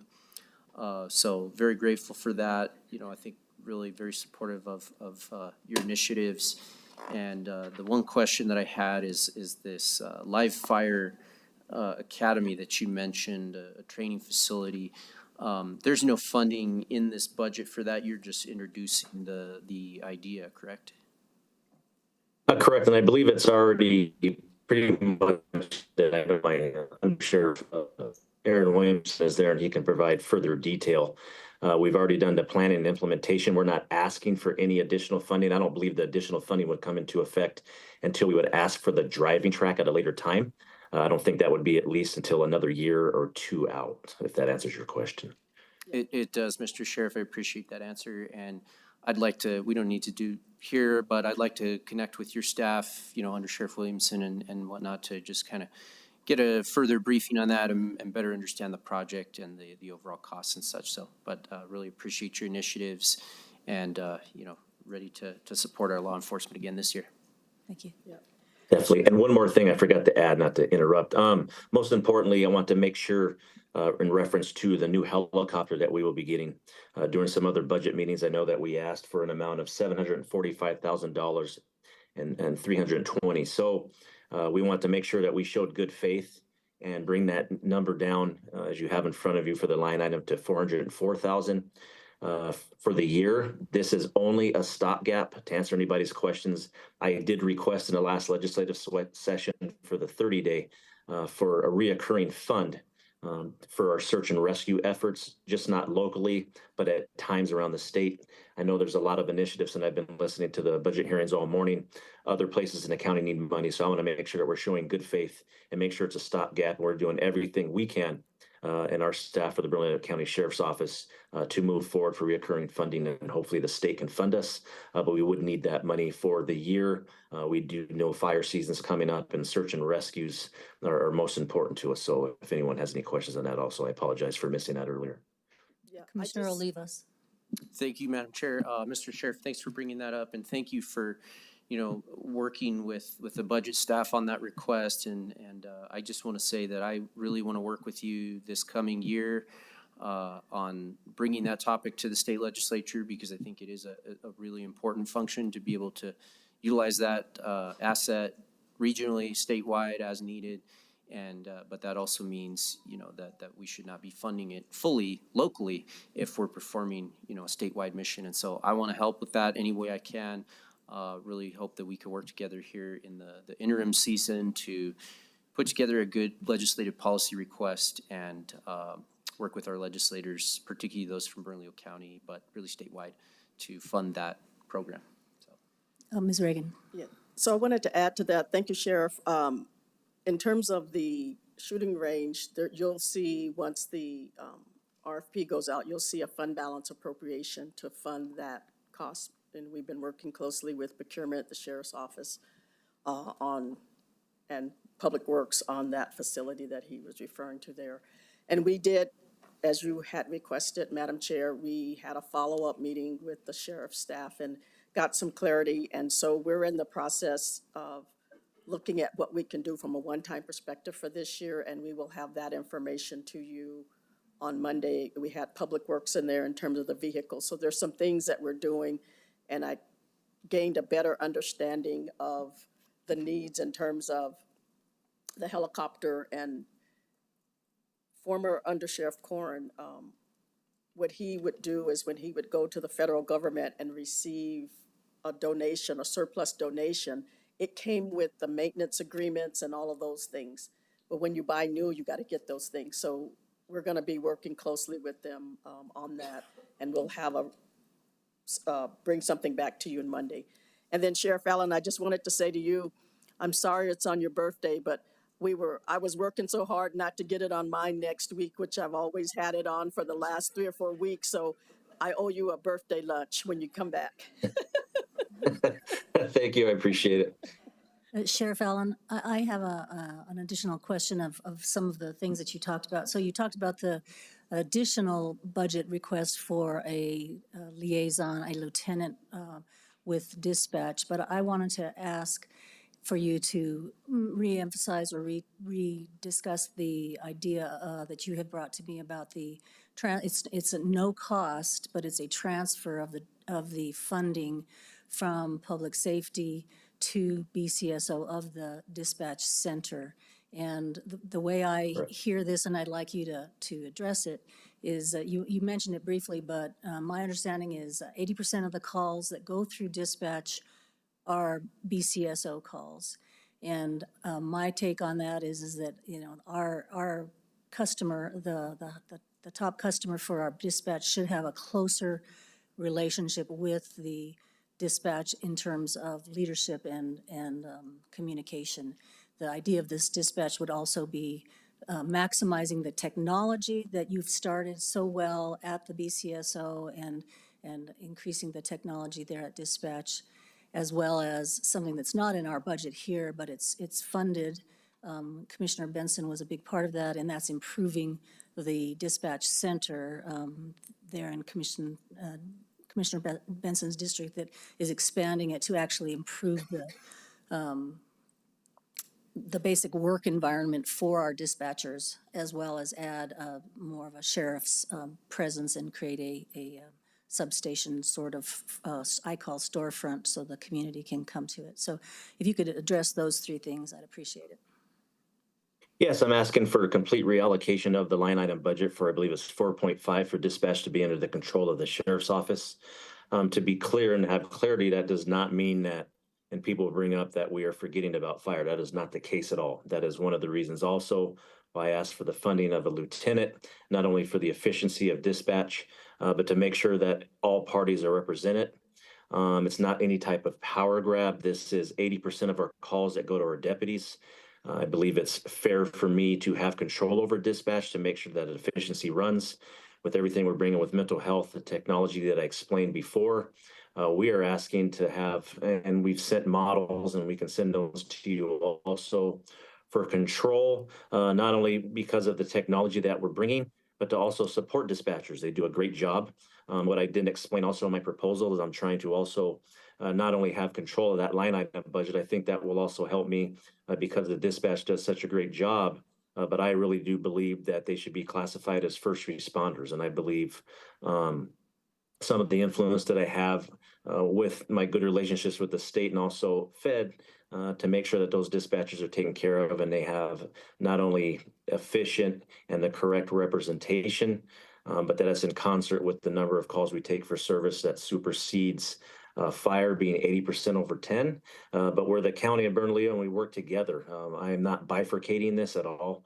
I want to make sure that we are working together. And I believe from not only in bring up complaints and efficiencies that I've seen on my side of the house, things and problems that I've seen with dispatch, we can all work together and bring that together. And I believe it would be good and it would provide better efficiency under my leadership if we transfer the line item budget.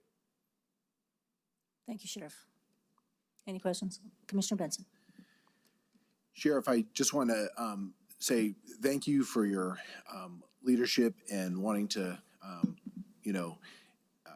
add efficiencies. I do want to state, though, that the call center, first of all, please continue to push to make the dispatchers first responders legally recognized. They absolutely are first responders. They're the ones that get the first call. Oftentimes they're dealing with severe emergencies, potentially leading to death sometimes. And the emotional trauma that goes with that is very real. But they are one of the best run departments in Bernalillo County operations in terms of their national recognition, as well as their call response rate, their turnover, the decreased turnover, and also when you compare it to the Albuquerque Dispatch Center, which does report straight to APD. We all know that there's several difficulties that they're continuing to deal with calling 911 in the city, and we don't have those here. So I think having lieutenant's position is an excellent start to improving your definite clear need for greater communication with dispatch. But unnecessary, I think, is moving the full department. And so I just want to clarify that. Thank you. Any other questions for the sheriff? Thank you, Sheriff Ellen, for zooming in. We really appreciate all the work you and your team does for the entire community. No, And thank you so much. Happy birthday. Thank you.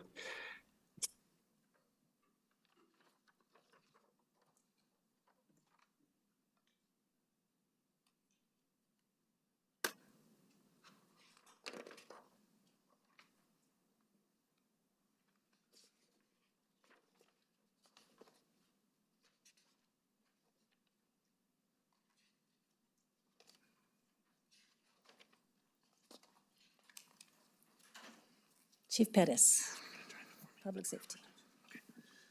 Madam Chair, Commissioners, good morning. Lots of great information being shared amongst all the departments. So I'm up here to proudly represent the Public Safety Department, which obviously is the largest department within Bernalillo County, both in size and obviously in budget. So I will try to break down for you where that budget is being spent and the initiatives that we're undertaking amongst all of public safety. So I'm actually going to go through all of my areas, give my directors kind of a break so they don't have to worry about coming up. I'll take that heat for them and do the best I can to represent each one of them. So what you see in front of you is just a snapshot of the total of the department itself. And again, I'm not going to go too deep into that. You can kind of see it there for yourself. So we want to go to the next slide. So again, this is the makeup of the departments underneath or that we liaison to. The Sheriff's Department is up there, and I'm a liaison to the Sheriff. Obviously, he's standalone as elected official. But you do see kind of the breakdown of each of the budgets up there, where we are, and for both 25 and 26.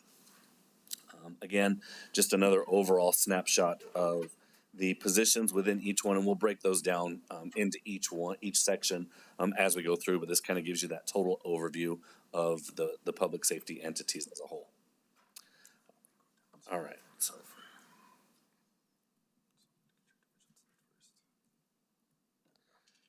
so public safety as a whole is slightly different than a lot of the other divisions within Bernalillo County, in that within our division, we actually have a support network built in it to help or to support the departments that fall underneath public safety. So what you're seeing in front of you now is the actual staff that make up the division of public safety. I know that gets a little bit confusing, but within this staffing, we've got all of the special project managers. Rather than having a project manager embedded within each respective department, we have a group of them that fall underneath the division that are dispatched out to each project that takes place within the public safety area. We found that to be a lot more effective for us and cost effective. Within this, you also have the mental health clinician. So Leslie Pacheco, who is a new addition within the last year, falls underneath this division as well. And she is actually dispatched out to all of the public safety entities on a regular basis. She has a scheduled day that she's appears at each one of those. So that's another piece of what you see under here. We do have a couple vacancies in there. One of them is an additional clinician, a trauma-informed clinician that we'll add to. We wanted to try it out for a year with Leslie to see how well it worked, and it has been extremely well received and a huge asset to the men and women that make up all of the public safety departments. So as you see the vacancies, one of those is that position. So again, there is a variance there we are looking for, and part of what causes that is an increase in monies for advertisement. We try to do, each respective department does their own advertising, but we also try to do a concentrated effort with all public safety when we do some advertisement for recruiting and retention. So that's what you're seeing in front of you there. So overall, if we look at all public safety divisions, as a whole, what we feel within public safety is adequate staffing of all divisions. And I know that's going to be something you'll probably hear repeated numerous times today. Looking to advance technology within each division. So the sheriff just spoke about their desires to increase technology. That's a desire across all the departments within public safety. And we're constantly looking for new innovative ways to be able to get the job done, whether it's through microchip scanning at animal care or different mechanisms of door locks at YSC to the dispatch center and being able to dispatch as quickly as we can when the call for service comes forward. So that's a big goal and initiative for all of public safety. And then I think the most important one to me is maintaining that healthy workforce. What I refer to within all of my departments is kind of a perfect triangle. It's a mental, physical, and spiritual well-being, and we're well on our way to making that happen across all of the public safety entities. And that's, again, been a goal of mine since I stepped in back in 2015 and continues to be today. And I think we have finally gotten that message through to each of the departments within the Division of Public Safety. And we're all really making that the forefront of everything we do, because we're only as good as the people that work with us. So that's a big one for us. Again, the challenge is adequate staffing, which you're going to hear time and time again. We are seeing an increased amount of violence in the calls for service that we're being asked to attend, as well as those that we're asked to retain within our youth facility. So that is a big concern. I think it's a global issue. The fact that we've seen an increase of individuals who are pre-adjudicated for homicide type crimes within our youth detention center, almost outweighing those that are in there for any other type crime, tells me that there is something bigger going on within our communities. And I think we really all need to get together to figure out what is that root cause so that we get those numbers down and do it quickly. And then again, as I mentioned, maintaining that mental well-being of our employees.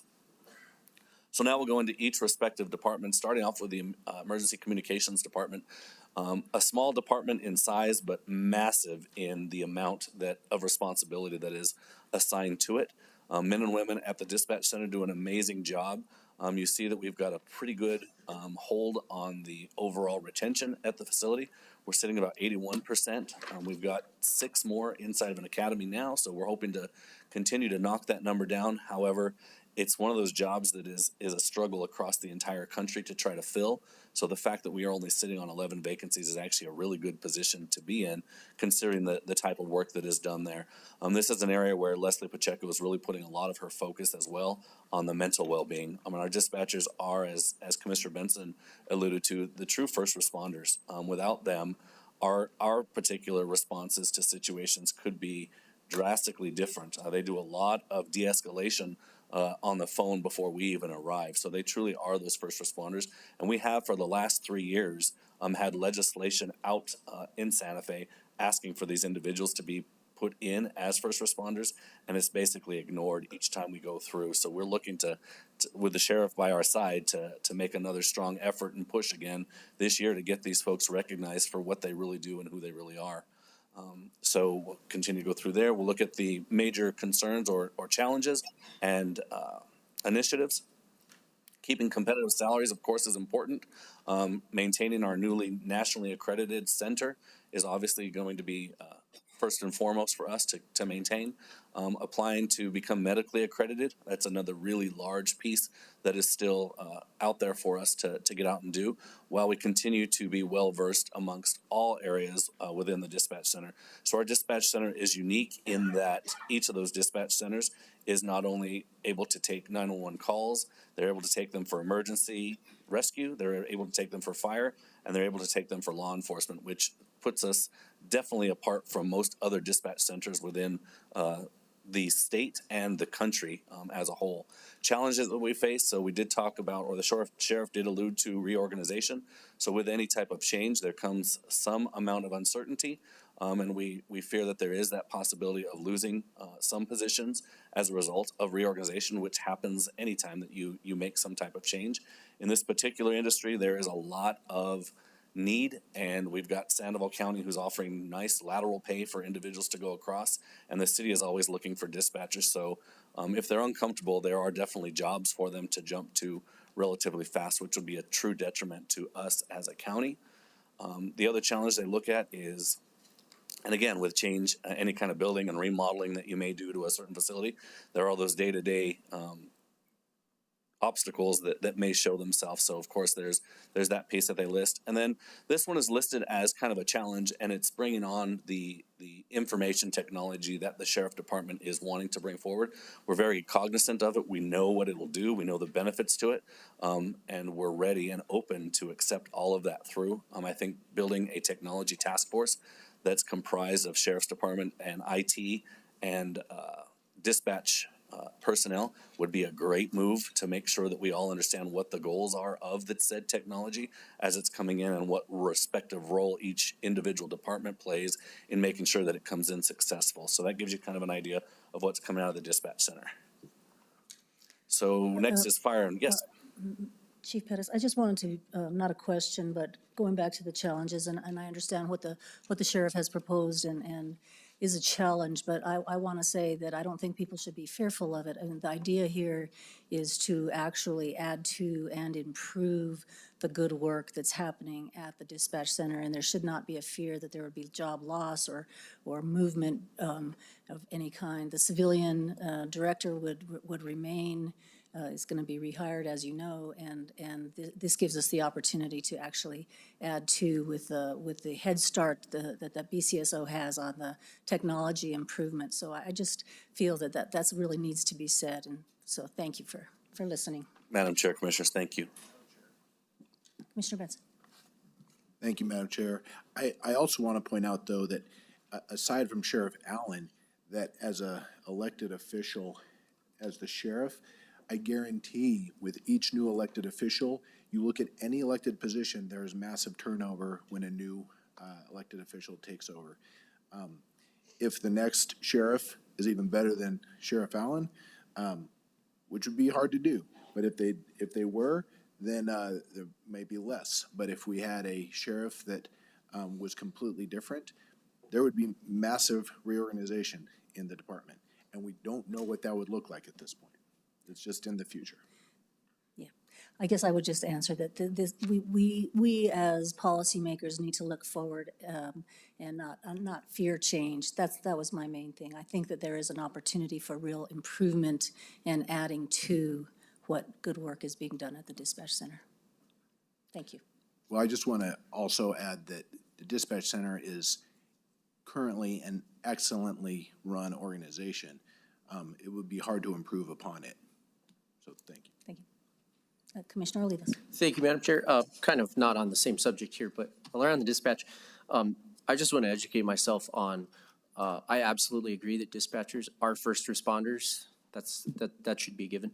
But I'm just kind of wondering, what are the practical advantages to those dispatchers for this state level recognition? Just kind of wondering how we can advocate best for that. So Madam Chair, Vice Chair Olivas, so really what it comes down to is the paraplan. It puts them onto a law enforcement or fire or corrections type paraplan, which enhances their retirement benefits. And that's really what it comes down to. Law enforcement, fire, corrections, when I came in, we were on a 20-year plan because we knew what kind of mental strain and physical strain our jobs put on each of us.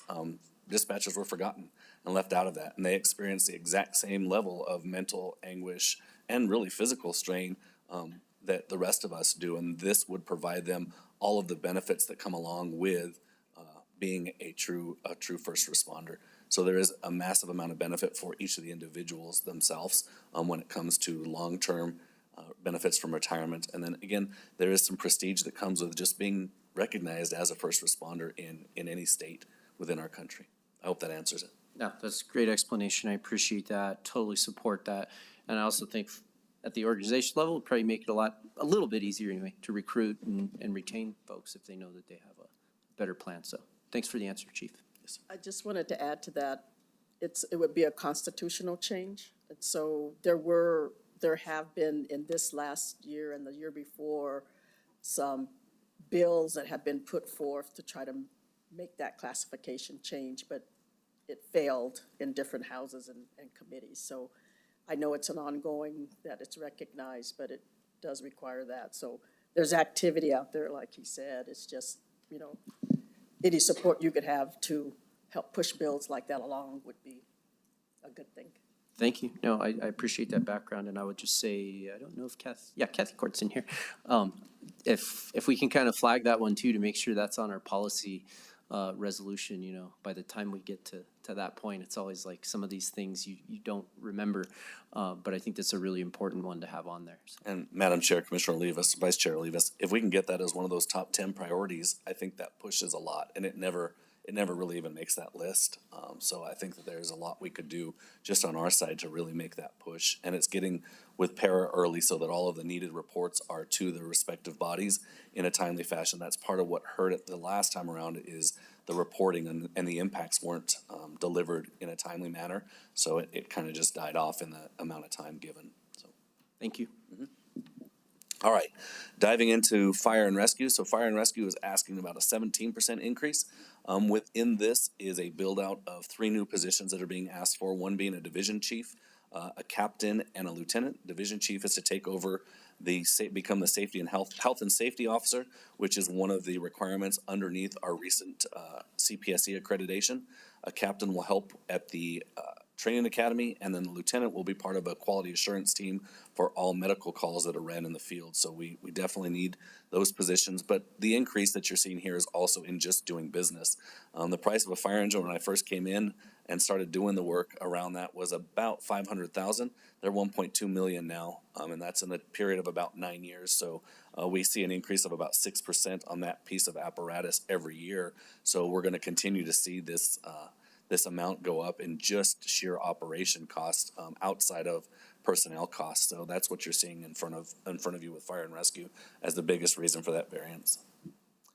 So the main issues or main challenges that we're looking for initiatives is completing an ISO survey. So we recently became accredited, which I thank every one of you on the dais for your support in making that happen, as well as our county manager.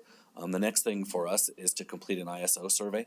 If we can get ourselves, right now we're sitting at an ISO 3. If we can get ourselves down to an ISO 1, we will join the city of Albuquerque and Los Alamos and Las Cruces in the state that carry that ISO 1. What that does for the residents of Bernalillo County is it lowers their insurance rates.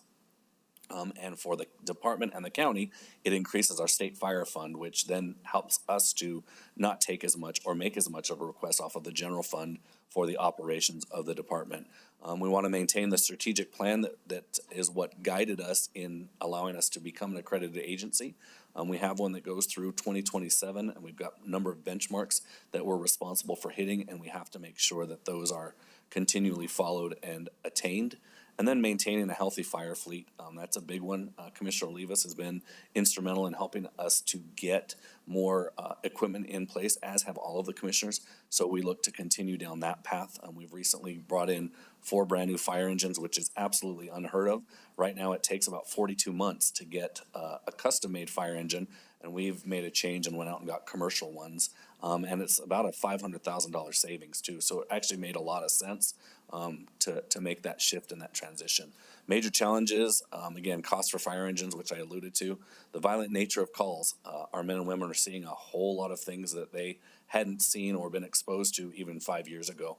So having our mental clinicians on board, our peer support, and our chaplain are all major critical pieces of that triangle, as I alluded to earlier.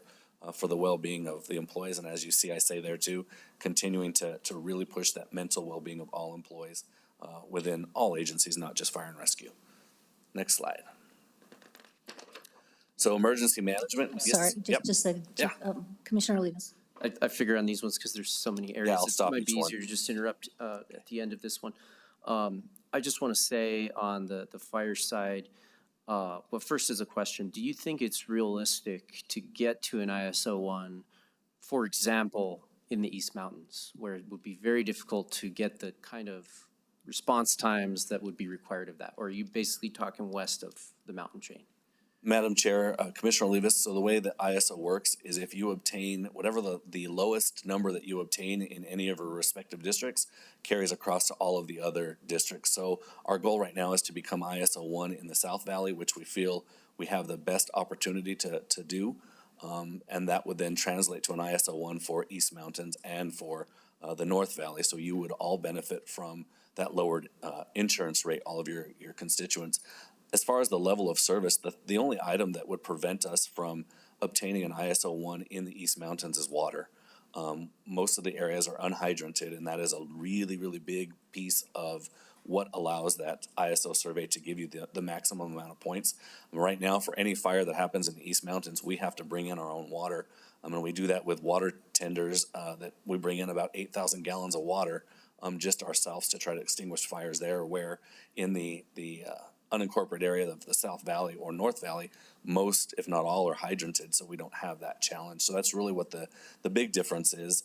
And to your point, I honestly don't think we would ever be able to obtain an ISO rating lower than I think we're at a 7 in the East Mountains until we were able to put a full, structured water project in there.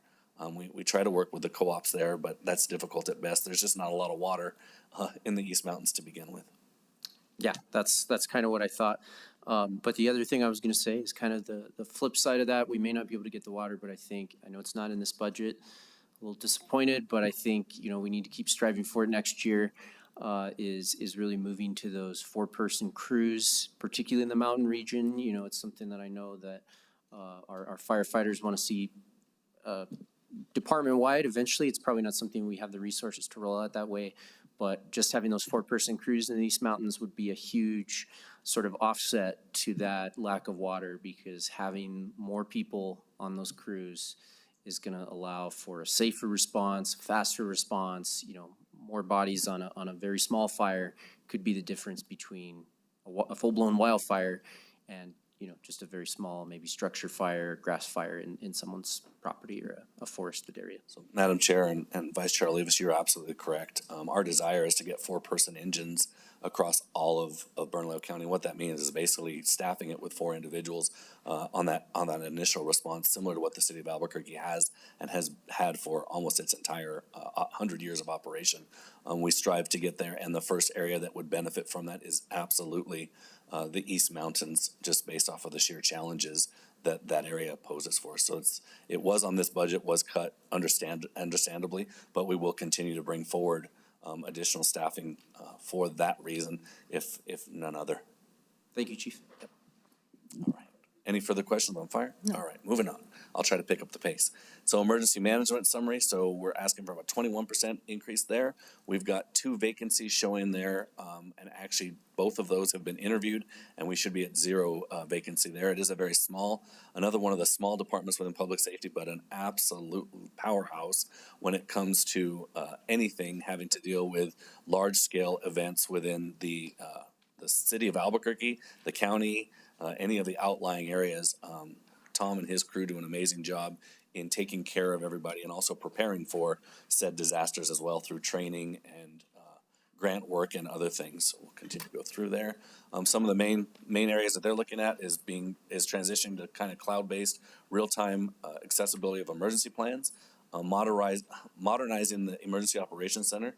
Both Commission Chair and Vice Chair were able to tour that area recently as of this week, and we'd really like to be able to enhance that area for all public safety and all other departments within the county. There's not a department in this room that doesn't play a part in the operations in that Emergency Operations Center, so it is definitely an important piece to all of our county.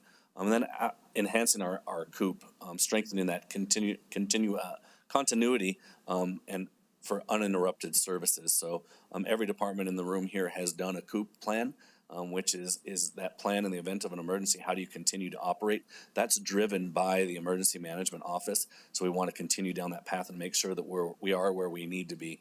And this was absolutely critical in COVID. So Madam Clerk spoke about the election during a pandemic. Emergency management was right there next to them through that process to make sure it was done in a safe manner where we were adhering to all of the CDC guidelines and such. So a lot of work comes out of this area. Looking again, funding is always a big deal there, continuing to look for grants. The rising costs, as you're seeing everywhere, but we definitely see it in travel, and that's a strain on budget. And then they've got an aging fleet, which we are in the process of trying to replace, and that deals with a lot of large pickup trucks that tow trailers and such. All right, moving on. Any questions for emergency management? Okay, let's see here. Youth Service Center. Youth Service Center has been in the news quite a bit since December of last year. We have done a lot of good work there to try to get our hands around the situation. We're sitting at about a 37% vacancy rate, which I produce and publish to each of you on a weekly basis. We have 18 individuals in our first academy that'll graduate in this room on Friday, which will represent the first time we've ever done a YSC graduation. That'll be followed by a second graduation 2 weeks later with another 12. And then we will start a third academy on April 8th with 23 individuals. So we're going to increase that number by about 49 staff in the period of about 2 months. So we are definitely doing everything that we can to get more folks on the line in the Youth Service Center. You are seeing an increase there, and that is part of the work that's being done to enhance the center. Part of the expense that's coming forth, it was about $288,000 reoccurring, and that is a combination of contract services such as outsourcing all of the laundering that's going on, increasing or enhancing our programming, enhancing the training within the facility, placing uniforms on the staff that are inside of the facility, and a number of other initiatives that we're undertaking there that cause us to make that request for the 288. So I think that's it there. Again, our big challenges and initiatives is enhancement and of the safety and security of the residents, recruiting and retention, and then introducing more programming and education for the residents that are in our care within the facility. Currently today, we have 46 under our care. We have a capacity of 78, but in order to ever achieve that, we have to have more staff in place. Challenges, so the Youth Service Center post-pandemics experienced a shortage, and I think everyone is experiencing that. Processing time to get individuals with serious offenses out of the facility. It was never intended to be a long-term holding facility, and it has become that. Traditionally, it was built for about 8 months to keep someone in. We've got individuals that have been in there for 3 years plus, so it's not conducive to the operation or how the facility was even built. So we are looking at those challenges, and then enhancing the facility itself with technology advancements that are outdated despite new construction efforts within that facility. And we'll just continue to work forward to make it the best facility that we can with what we have. So any questions on youth detention center? I have a quick question, Chief. So we had a meeting, as you know, emergency meeting with the state and with the DA, and talking about the fact that because of our staffing, we are at that 45 resident when we should have the capacity to go up to, what would you say, 70? 78 is what the building can hold. 78. But 2 pods, you said 2 pods were closed, and then the county manager, can you explain the difference that those 2 pods have now been reopened, or do you need money to improve those? My understanding was that those pods were closed because of renovation needs. So Madam Chair, you're correct. So those 2 pods have been closed for almost a year as part of an overall renovation of the facility. They were the last 2 pods. So now every pod or unit in the facility has been remodeled and revamped from its 1970s kind of look to something a lot more modern and more comfortable with some of the necessary essentials for the youth. So those were the last 2. Now it's a matter of getting staff in place to be able to open those 2 units. Okay, but the county manager indicated that they would be open by Friday? Madam Chair, they are physically open, but we cannot actually bring youth into them until we increase the staffing. So as I wrote in the letter last night, the email last night, we're going to release some of the 18 cadets a little bit early to start being able to open those units or those pods gradually. Okay, and we do have a request to the state correction secretary to perhaps loan us so that we can have immediate assistance as well. Madam Chair, you're correct. We're not going to wait for that. We're going to try to do it as best we can internally with what we have. And our hope is that we're able to meet the need of the community, specifically law enforcement and DA's office, going forward in the very short term here to be able to bring in those most dangerous offenders, those that are pending charges of murder or actual firearm discharge is really what we're trying to categorize as the ones we bring in first as priority, then followed by those that may have probation violations and such. And then really trying to get our community custody program rolling and getting folks that don't necessarily need to be incarcerated out of there and back into the community with an ankle bracelet. So doing a lot of efforts. Yeah, I know you have a long-range plan, but the immediate, this is one of those times where we have to have immediate action as well as midterm and long-term planning, so. Yeah, by the 23rd, which is Saturday, we should be able to increase our census. We're at 45 now. I anticipate by the 23rd, we should be able to take that up by about 10 more, 10. Which should help. It's around that 6 to 10, I believe is about the number, just depending on how many we're able to take out of our cadet class. And we were going to have a job shadowing for about 2 weeks. Those that have already enough experience, we're willing to just put them on the line to try to overcome the issue that we have with having to turn away individuals. I guess I would just emphasize the importance of oversight and leadership while those new cadets are getting on their feet. It's Madam Chair, very important. absolutely. You know that, It's been critical for us in the facility, for sure. Thank you. And I do thank you all for your support, ongoing support with YSC. Commissioner Olivas has a question. Thank you, Madam Chair. Again, to emphasize just how critical this facility is, it's so unfortunate that we have so many violent, dangerous young people in our community that, it's really a symbol of how we've let them down as a community, not providing resources to those families, not able to access those, and you have this really generational cycle that is just really, really sad to see. And if you talk to our sheriff, our DA, unfortunately, they're telling us this problem is growing, and that means we have to be ready, unfortunately, to grow with it. And hopefully through our behavioral health initiatives, other prevention and intervention strategies, our community school initiative, right? We're trying to affect the other side of that.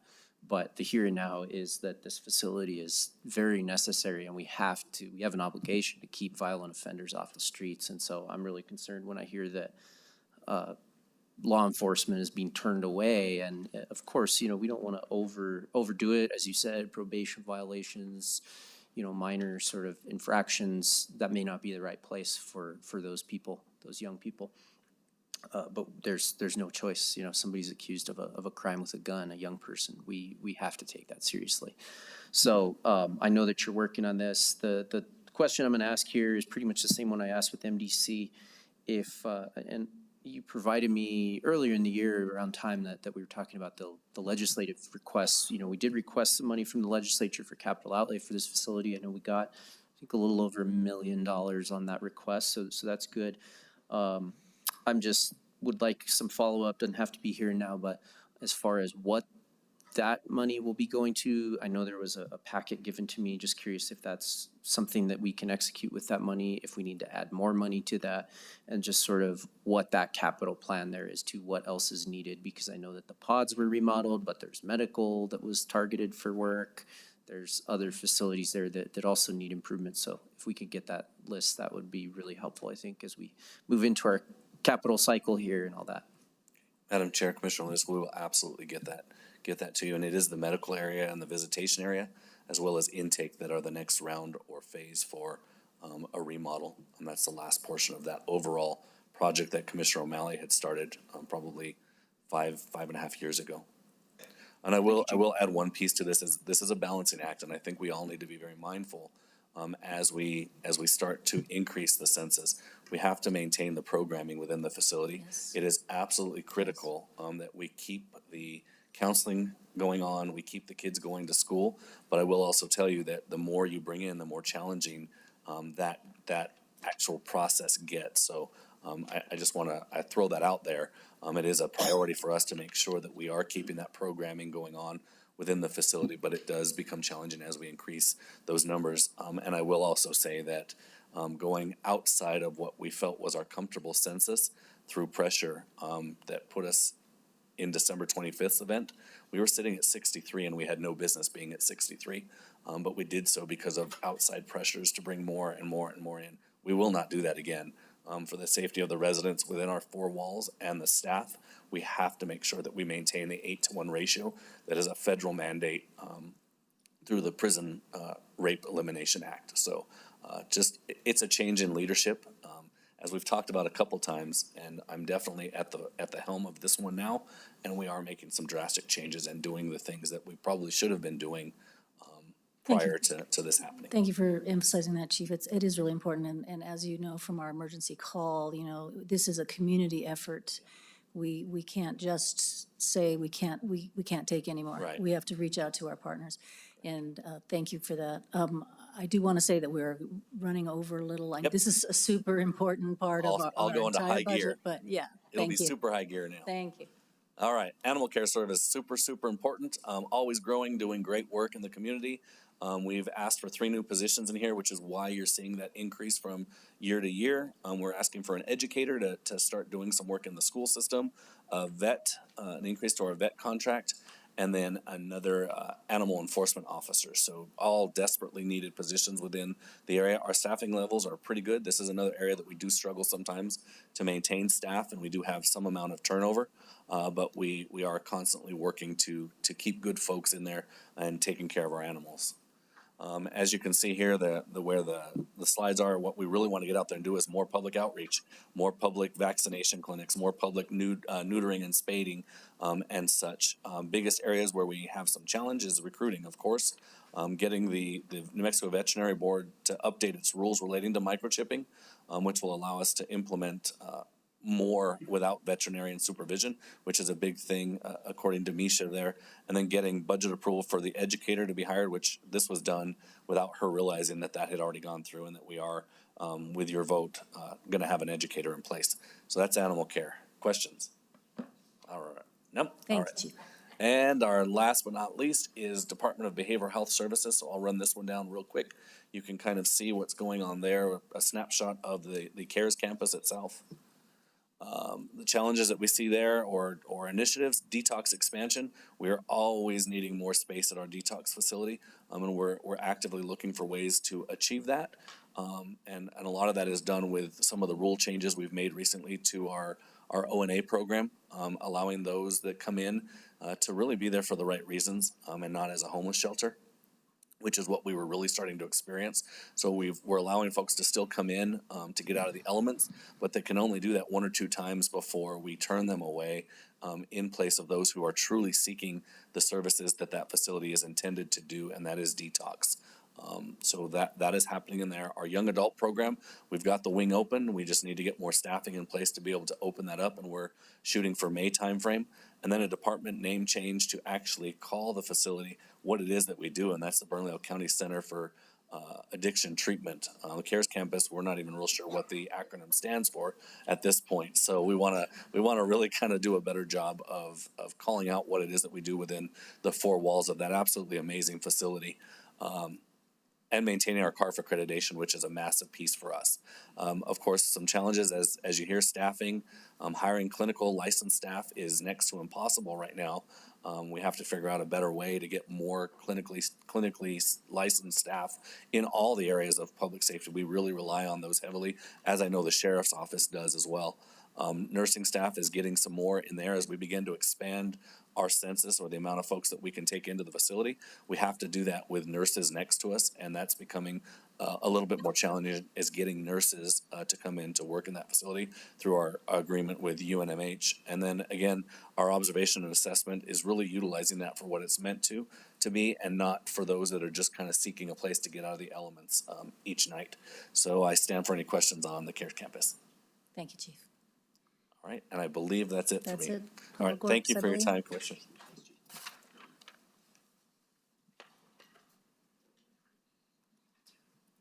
We're going to try to power through if everyone is okay with that there. And here comes DCM Archuleta. Good morning, Madam Chair, members of the commission. Elias Archuleta, Deputy County Manager for Public Works. And because we're Public Works, we're just going to plow on in. So up here, you see our general fund revenues. They're heavily, the heaviest portion come in through the motor vehicle registration fees, proceeds, and gas tax. But we also now have our franchise fees, which are the right-of-way use fees that we collect from utility companies that occupy our right-of-way. The intention of those, as you see, they sit in the operations and maintenance department, and the intent is to help maintain and our right-of-way, which we're using heavily for rehabilitation and pavement rehab and paving projects. And our expenditures, you'll see we sit here right around 54 million county-wide. The bulk of that is in the facilities department, and that's in maintaining and expanding the facilities and fleet that we have in there on the building side of things. But we also have our roads and storm drain, which is split between technical services, which is the capital construction branch of it, and the operations maintenance, which is the maintenance side. And on both the building and on the capital building and capital road side of things, those are a lot of grants are in those revenues and those expenditures. Overall, we stand at about 250 positions, and we have varying vacancy rates between the three departments in there, with the lowest being 10% in technical services and the highest being around 28% in fleet and facilities.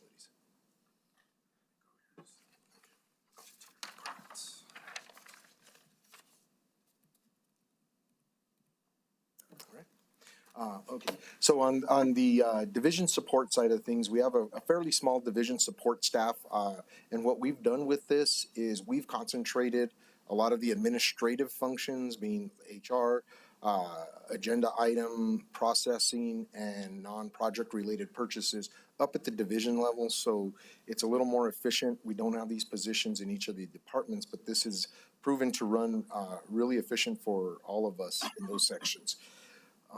And we were only down one position in there. It showed two, but now we're down only one.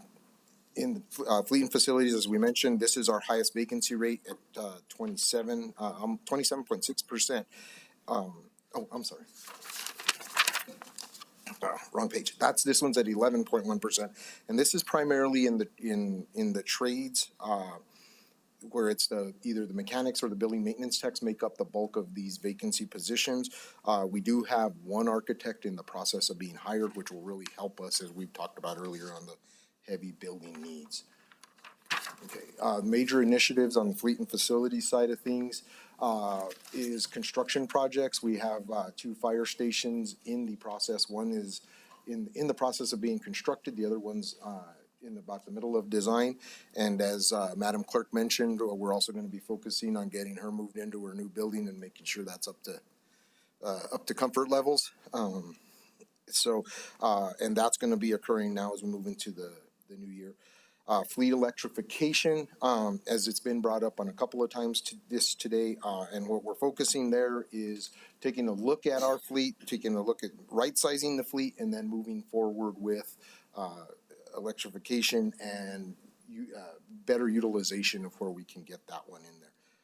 We're also continuing with our sustainability efforts, as we've brought up a few times in various states. There's a lot of sustainability that's tied to both our buildings and modernizing our buildings, and heavily in the fleet side. So those are our biggest footprints. So we're going to continue to expand that overall sustainability plan for the county and work on implementing and moving forward on that. You're going to hear this a lot, like everybody else. Our major challenges here are staffing shortages, and that's in the trades and in the technical professional side of things.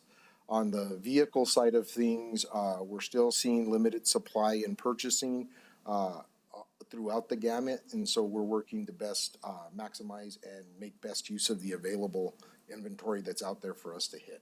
And it's going to continue.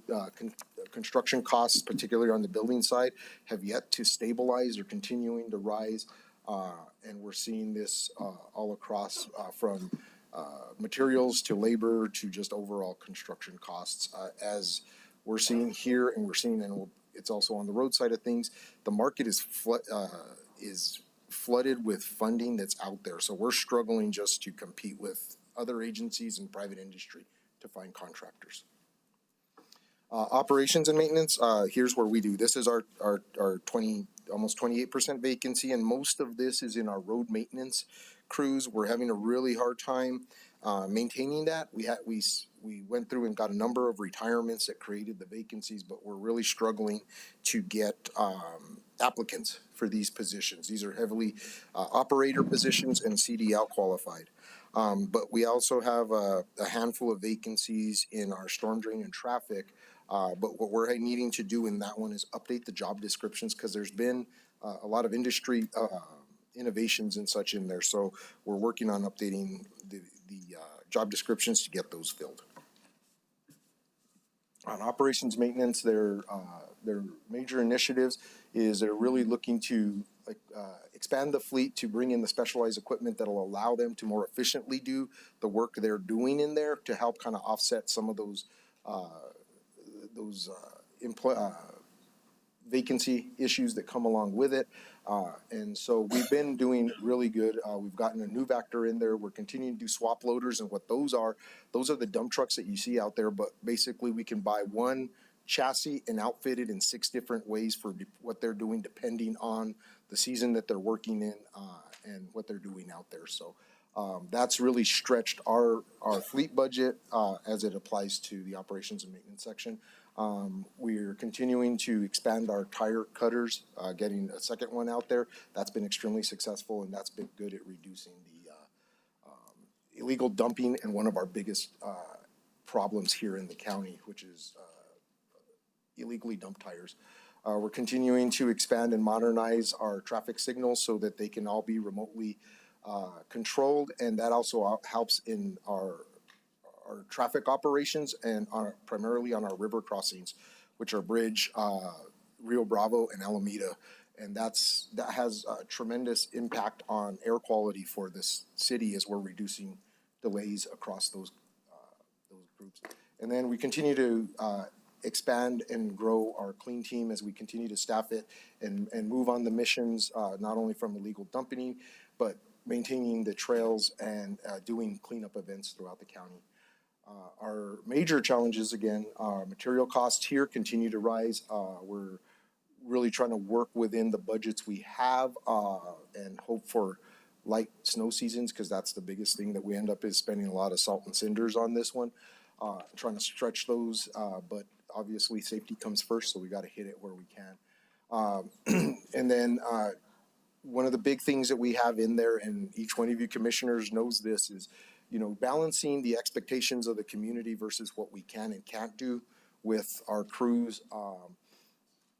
Amor and Antonio have done a really good job, and part of that is education in there. And when they understand what we do, it really helps in there. So we're continuing to expand that and push that down, not only to the manager level, but put that on the boots on the ground level, so our foremen and the crews that are out there can engage with the community.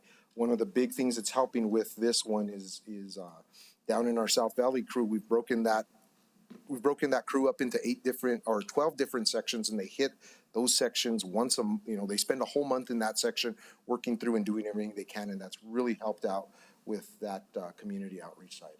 And then again, staffing, like we've talked about. So finally, we have technical services department. This one is vacancy on this one is at 10%, but where the issue with this one is in the engineers, what's there. Four of the 6 vacant positions that are there are engineers that have been open for 4 years. And that's simply due to a glut in the market for experienced engineers, and just us trying to stay competitive with peer agencies and the private sector with them. And so their major initiatives that we have in there are the major construction projects on Bridge, Alameda Drain Trail, which is the 6th phase, which is the second to last phase on it, and then Trisco Vista improvements as we're moving on there. We got some good news over the past couple of weeks on that one. We have a $4 million earmark coming from the federal government with their current spending bill. We also have anywhere from $1 to $2 million coming from state through House Bill 2 that we've been in talks with the DOT about securing that final amount, which is going to allow us to leverage existing funding that we had through the COG and try to get that in at least a year, if not 2 years sooner, because the money was sitting out in 27 and 28. So we'll be working on accelerating that in the next few months. We're again trying to fill vacant positions as much as we can in there, and then our natural resources is going to be moving forward with the climate pollution reduction grants that they receive funding for. Again, staffing here is the issue, and increased costs in construction continue to be an ongoing problem, which is causing us to delay projects in order to just finish the ones that we're bidding. And with that, I stand for questions. I just want to express a real debt of gratitude to you, Mr. Archuleta. Very good work. You have a great team and always so professional and hardworking. So thank you. Thank you. Thank you for your work on Trisco Vista. You're welcome. And go Lobos. I have one also, before you go, Madam Chair. Yes. Thank you. Yeah, great work, Deputy County Manager, you and your team, technical services, operations, and maintenance, everybody, just fleet. You guys do an amazing job, so professional, and enjoy working with you. I really love that you led with, your sustainability efforts, electrification, right-sizing the fleet. It's more important that we get the size right before we buy a bunch of new stuff and make sure that we actually need what we're procuring. So, I love your approach. It's always data-driven, what you've done on sustainability in particular. The other question that I wanted to ask was about the allocation of our motor vehicle tax revenue. So it looks like basically all of the gas tax revenue flows basically directly through, even though, it goes to the general fund and gets moved over here. But it does look like the motor vehicle revenue, there's about 3.5 million coming in that was presented at the top of the meeting here. And it looks like about half that is flowing through to this budget. So is that accurate, or am I just kind of not seeing things straight? The motor vehicle tax goes to other places, so some go. Your mic. My slides are out of order, but what I was saying, sorry, Commissioner, Madam Chair, and Commissioner Olivas. The motor vehicle tax, the gas tax goes, a portion goes here into the general fund, and then a portion goes directly to the Public Works Department. So the rest gets kind of stirred up. We can provide you with a detailed breakdown of where it actually goes. I think, Mario, I don't know if you have that whole. Yeah, we'll get that for you, but yeah, it gets split. Okay, understood. Okay. I think that's fine, but I would love to see, as we move into the future, to try to nudge more of that directly into our roads and, our public facilities, but especially roads, right? Because motor vehicle taxes are directly related to the vehicles on the roads and the taxes and fees that we all pay when you register or buy a new vehicle. And I know that your group could always use more funds for maintaining our roads, especially my little plug here for my East Mountain roads that, there's a lot of miles of them, more than half of our total lane miles are out there. But we do not get half of the funding, and I understand why. Density is a real problem out there, right? It's why people love living in the East Mountains, but it's also why our roads don't get the love that they deserve out there. So And there's always also, advocating for that. And yeah, go ahead, DCM. I was just gonna say also, the road fund, which is a sub-fund of the general fund, there's a ordinance and a statute that says how much of the gas tax revenue can actually go towards that road fund. I think it's 1/8. Yeah, it's based off land miles, it's based off, multiple formulas based on, some registrations with, Mario, if you could turn on your mic, please. Can you turn your mic on? sorry, yeah, the motor tax vehicle is based off. There you go. The motor vehicle tax is based off some formulas based off land miles, it's also based off registration, so there's a portion that goes to the general fund, and the portion that goes to the road fund, so, I just gotta get that statute, give you the complete breakdown of why we do it that way. Understood. That's very helpful. So I think that's all I have. Okay, go ahead. Madam Chair, Commissioner Olivas, one of the things I would like to note is this is kind of the ongoing Public Works road mantra that's going out there as we're moving forward.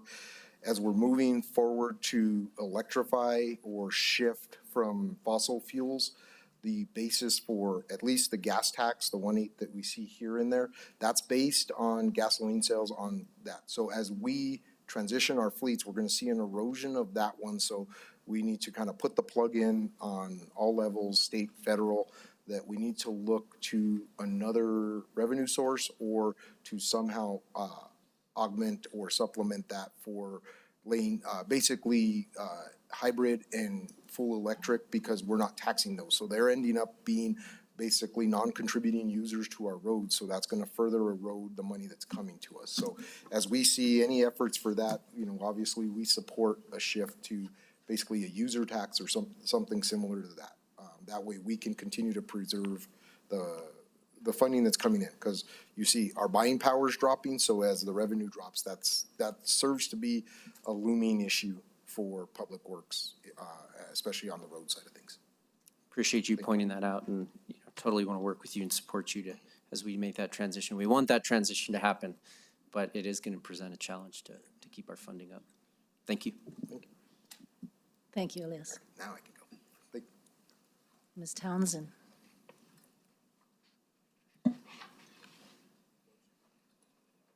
Roll on up.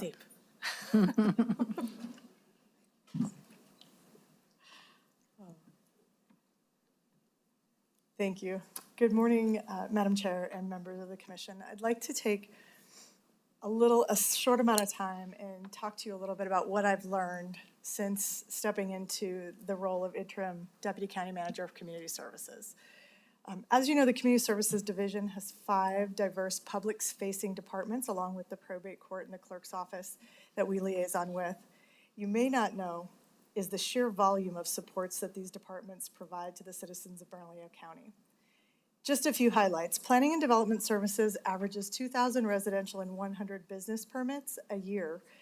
And to date in FY24, they have handled 22,071 phone calls and 12,841 walk-in customers.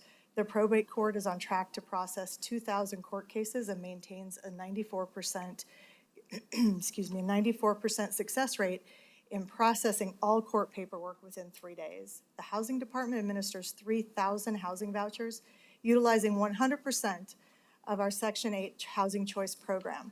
That's 2,329 vouchers, people in homes, and equating to $17.7 million into our economy through payments to landlords. ABC supports a network of 76 local community schools, brokering over $5.5 million that is dedicated funding to community school development, primarily community school coordinator positions.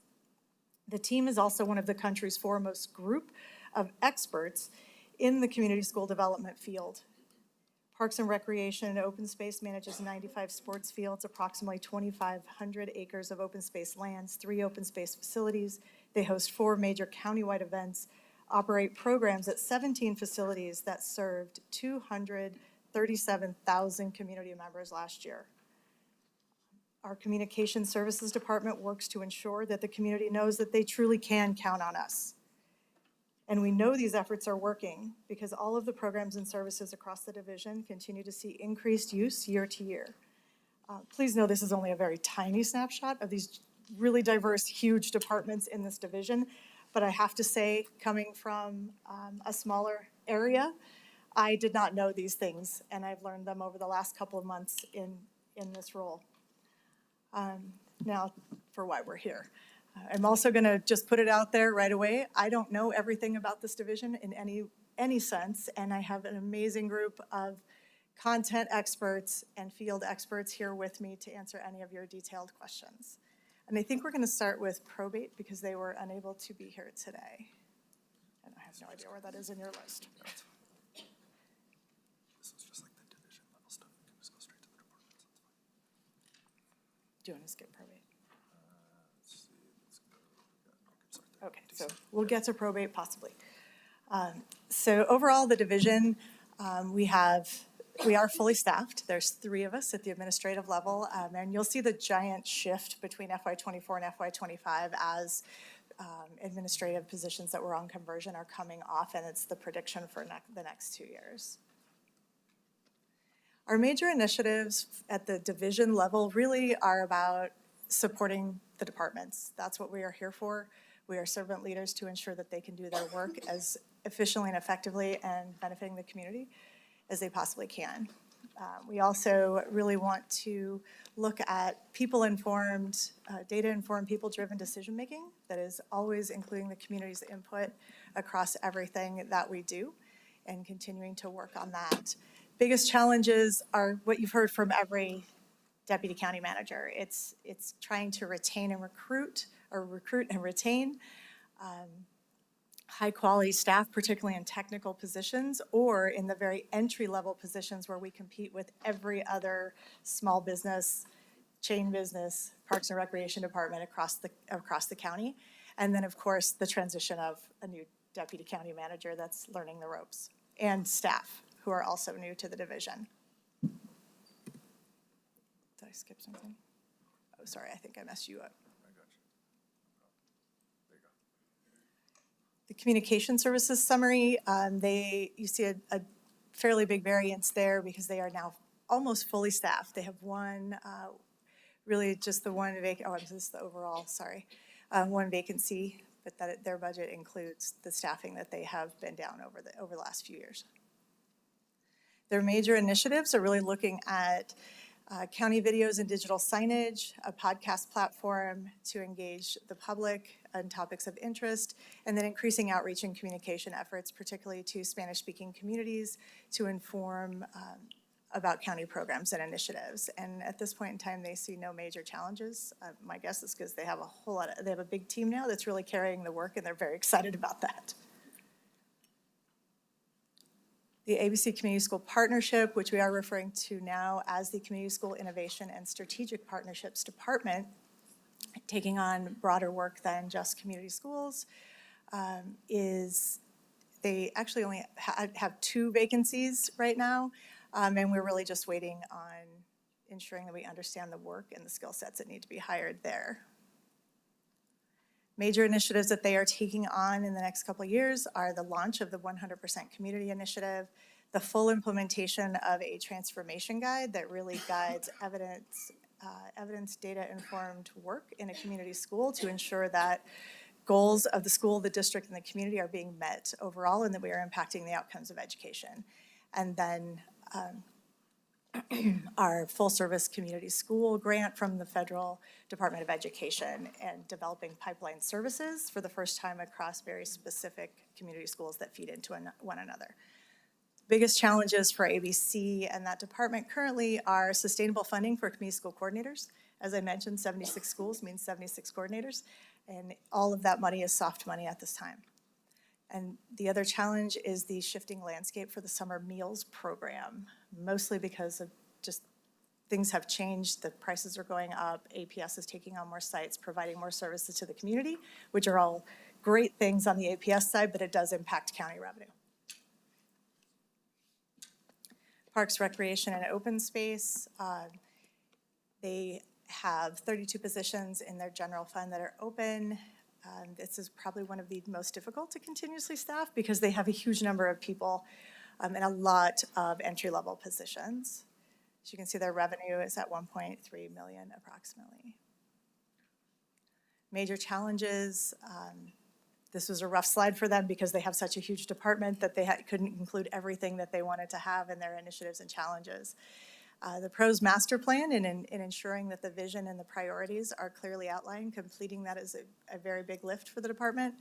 Implementing the preventive maintenance plan for all of the community centers to ensure safety standards, and the life of existing equipment can be maintained for as long as possible. And then, of course, really taking on the land management issues around the vegetation management plan. Challenges, operating and maintaining, equipping, and managing of the new artificial turfs. They are beautiful, but they require a much different approach to management. Implementing a vegetation management plan that will mitigate the unintended consequences of just having to remove weeds manually. The need for a higher rate of pay to assist with recruitment and retention of aquatic staff in particular has proved to be a really difficult challenge for them. Housing is really working on fully staffing, as you can see in their HUD positions that are funded through that program. There's 7 openings, and the rest are looking fantastic. This is the first time in a very long time housing has had the ability to recruit and retain staff for this work. Major initiatives. The landlord damages program is proving to be really beneficial. That is something they're still continuing to work on, and then maintaining their 100% lease up through community connections in Section 8. And then the challenges, of course, increased rents in the market. Vouchers don't go as far as they once did. People also don't need to participate in the program if they can rent to the general public for a higher amount. And then limited federal programmatic funding to keep up with all of those things. Planning and development services, continuing to staff up in their area. They also have very technical positions, much like Public Works, that have been difficult to maintain. Major initiatives there, of course, the Mountain View Sector Planning Initiative, development of the collaborative vision for planning, a planning document for or with the city of Albuquerque, continued modernization of our county ordinances, and then expansion of online permitting abilities to serve the county in a more efficient way. Major challenges, recruitment and retention of technical staff, retention of permit center staff due to relatively low pay, again, something you've heard pretty consistently across the board, and then keeping pace with code enforcement needs in response to additional demand from the community. I stand for questions. Oh, he's going to look for the probate.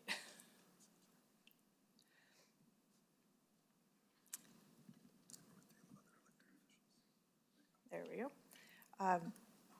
For probate, they are fully staffed right now.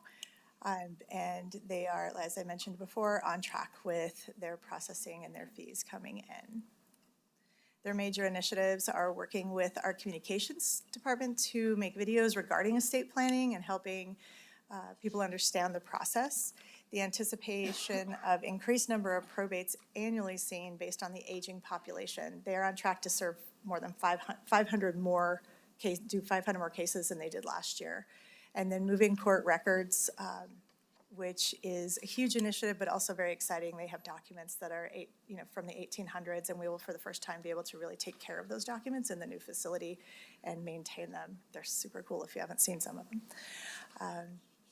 Major challenges have been finding qualified employees. They are staffed right now, but it did take a long time to do that. And then, of course, equally excited about moving, also a huge challenge to move as many documents as they have in the current location. That's it, right? Excellent. Stand for questions? I just wanted to express my thanks to you, Danette. There have been a few little emergency things during the legislature and, other times where you have just, risen to the occasion. And if you don't know, I'll find out. So I really appreciate you filling in on this very, very important department. Thank you. Thank you, Madam Chair. Commissioner Olivas. Thank you, Madam Chair. Thank you, DCM Townsend, for what you do and your leadership. I just wanted to highlight my, what I think is just luck in being able to serve on the Community Schools Partnership, where you took the lead before you were in this position, and what an exciting collaboration that is. And as I've gotten to learn more about that, we are really a regional leader in that. We have other states and municipalities. I was able to participate in a listening session, work session with some folks from El Paso who are really interested in our program, and it's just amazing how advanced we are, being in 76 schools, having the funding partnerships, which is really unique. Other agencies are jealous of us being able to have this joint funding between APS, Bernalillo County, City of Albuquerque. It makes the program really unique and really effective because we're all at the table, we're all working together. And as we've talked about so many of these other departments today, unfortunately, we're kind of looking backward, right? We're talking about reacting to problems, public safety issues, right? Stuff like that, where you're having to talk about, pre-adjudicated youth, that kind of thing, right? Offenders, criminal acts. And this is one department this is the forward, right? This is how you prevent and intervene. And that's through recreation, that's through our parks, that's through our open spaces, that's through our community schools. So many important initiatives that run out of this department. It's really important. It's relatively small by funding, but you guys are mighty, and the importance of the work you do is not lost on me anyway. So thank you for what you do, and all of our pros and community services staff that are here today. Thank you, Ms. Townsend.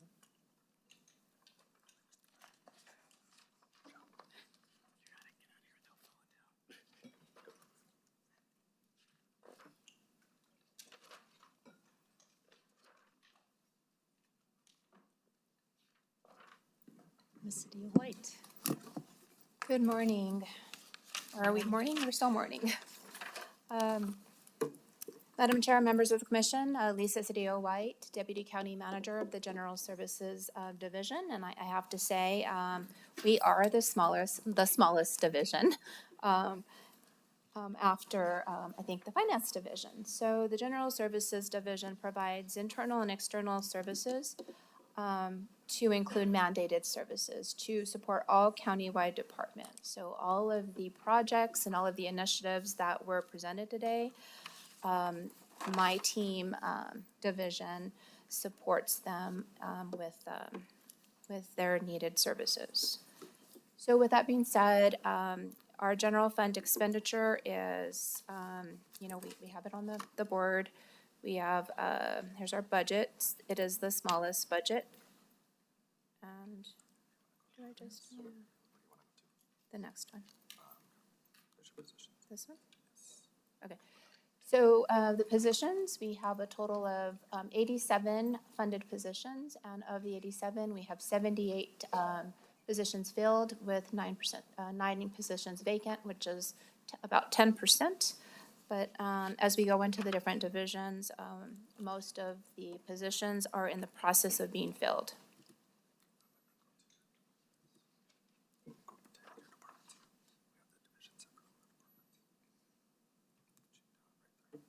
Great, okay.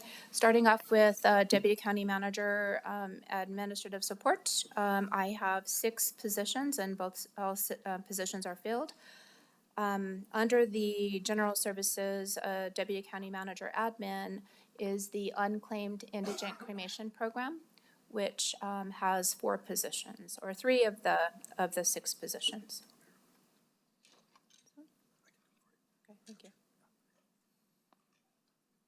Okay, so the major initiatives and challenges for the Deputy County Manager Admin section is, I'm so excited. I've heard so much about the challenges at the Youth Services Center, and the sheriff was speaking also about his initiatives.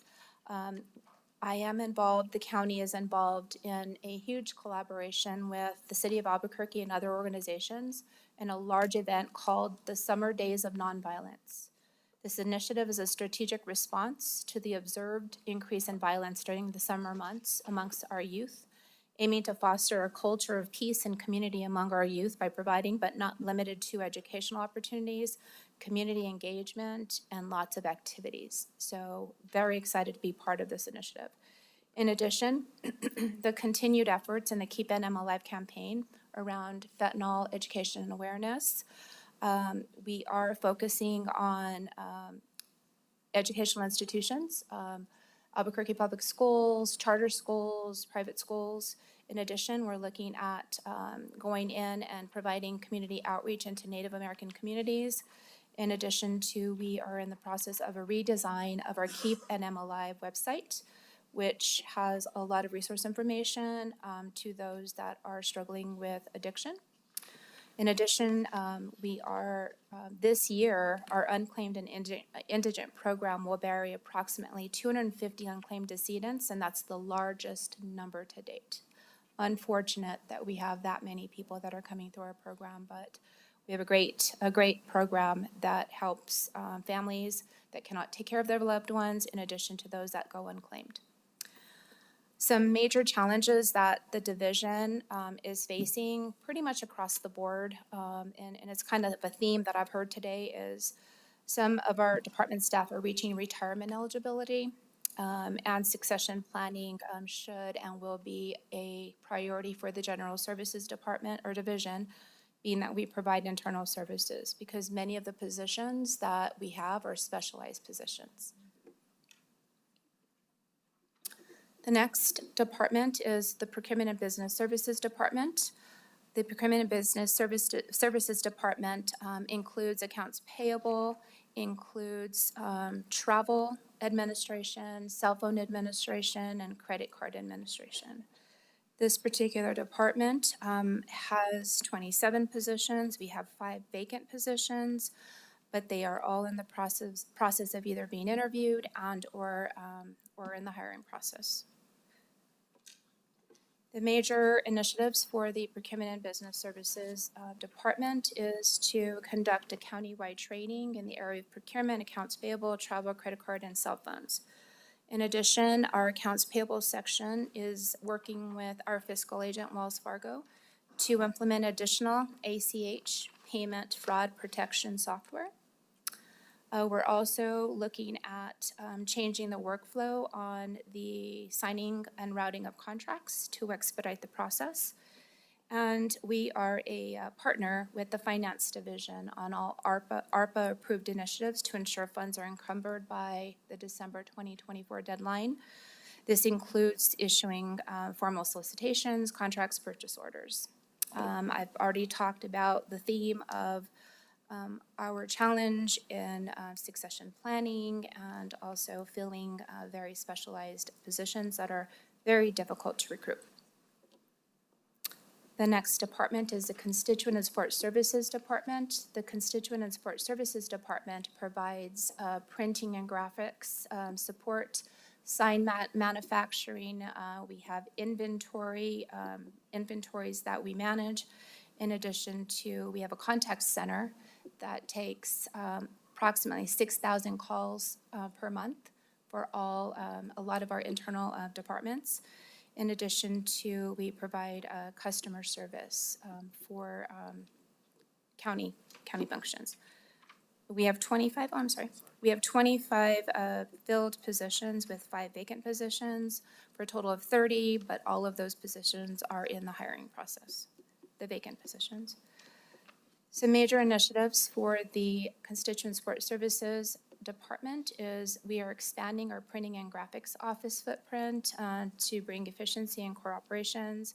In addition to the business center. The business center we will be providing, we're expanding to go countywide, delivering office supplies countywide, not just office supplies here at Alvarado Square. We have saved a significant amount of money when it comes to the purchasing and centralization of office supplies through the business center operation. We also manage all of the printers countywide through the business center. Another focus of this department is to we are going to lean certification. So we will be having another training for 20 additional county staff in the tools of lean, and also continue to expand and promote continuous innovation and improvement team efforts countywide.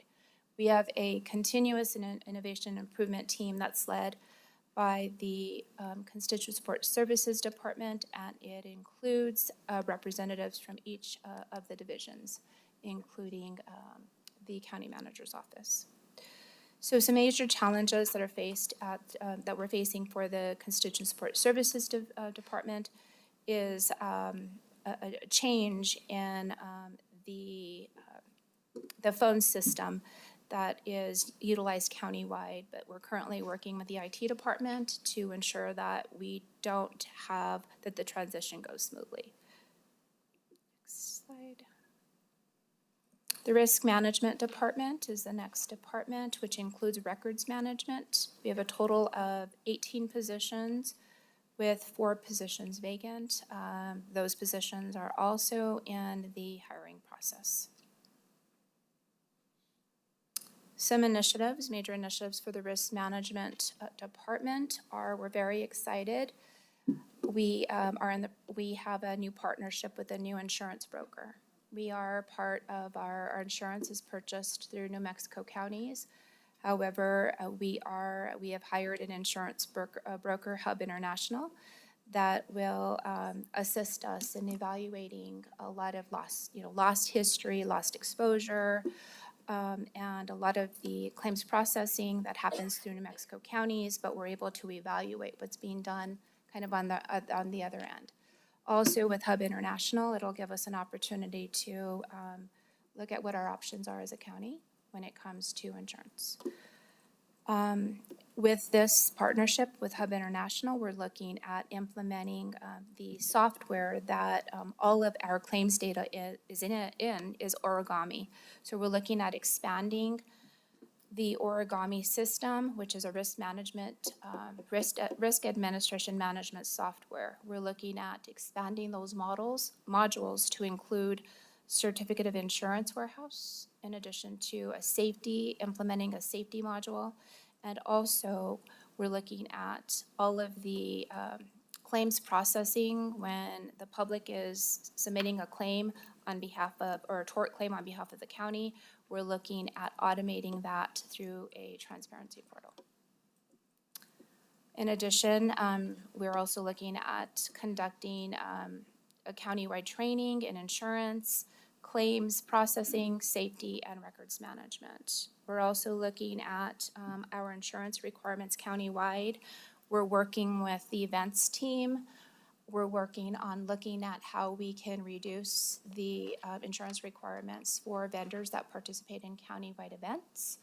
Right now, that is a challenge for many of our vendors. So we're looking to see how we can reduced insurance to get increased participation in county events. I know that animal care, when they have their events, and I know that a lot of commission-sponsored events, we've had some challenges with food truck vendors and others. So our risk management department is working with the events team to streamline that process and try to bring in more participation.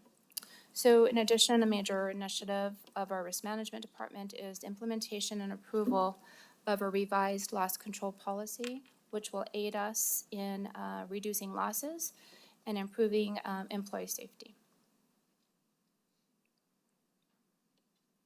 The last section in the General Services Division is a real estate section. So the real estate section consists of 5 positions, and we have no vacant positions. Major initiatives that are going on in our real estate section. Now, our real estate section works really, really well with all departments. We have a real estate committee that consists of the deputy county managers. And when real estate transactions, whether it's a disposition, a lease, or an acquisition, we vet through subject matter experts. So we're really excited about being part of and the completion of the purchase of the new clerk's office warehouse, as Madam Clerk mentioned a little while ago. We're very, very excited about completing that purchase. It's a 75,000 square foot facility on 5.14 acres, so at 3900 Vassar Northeast. So very, very excited about that. We heard the sheriff earlier talk about the relocation of the new shooting range from BCSO, it's Double Eagle Airport, to MDC property. The real estate section is very, very much involved with assisting in making this happen. Next. That concludes the presentation. Any questions? Any questions? Commissioner Olivas. Thank you, Madam Chair. Thank you, DCM. 2 things. I just wanted to appreciate you for talking about looking at our risk management process to streamline some of the vendor stuff. I think that's really important, especially for those smaller events and, you know, smaller businesses that want to benefit from county events. And, you know, a lot of times it's not even county funding necessarily that they're getting, but they're just at our event selling to the general public, that kind of thing. So I think that's really important, and I just appreciate you responding to that concern. And the other thing I just wanted to appreciate was your work on the fentanyl awareness campaign and the Keep NM Alive. You've done a great job of advocating for that, and really glad to see. I know that I'm not glad to see that it wasn't super successful at the state level this year to get some funding, but I'm optimistic about next year. But I'm very excited to see that it's in our federal resolution and that some of our federal representatives have expressed interest in that. So I'm really excited that you know, you've continued to build that and advocate for that, and just keep up the great work. Thank you. Thank you. Thank you. Ms. Gavel.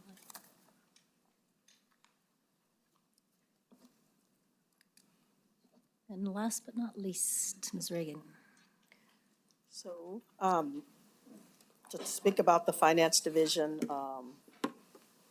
we serve as we're kind of an internal services department or division, but we also serve as the liaison to the treasurer and to the assessor because of the activities that they do and how that ties into the revenue budgets that we receive and manage as a county.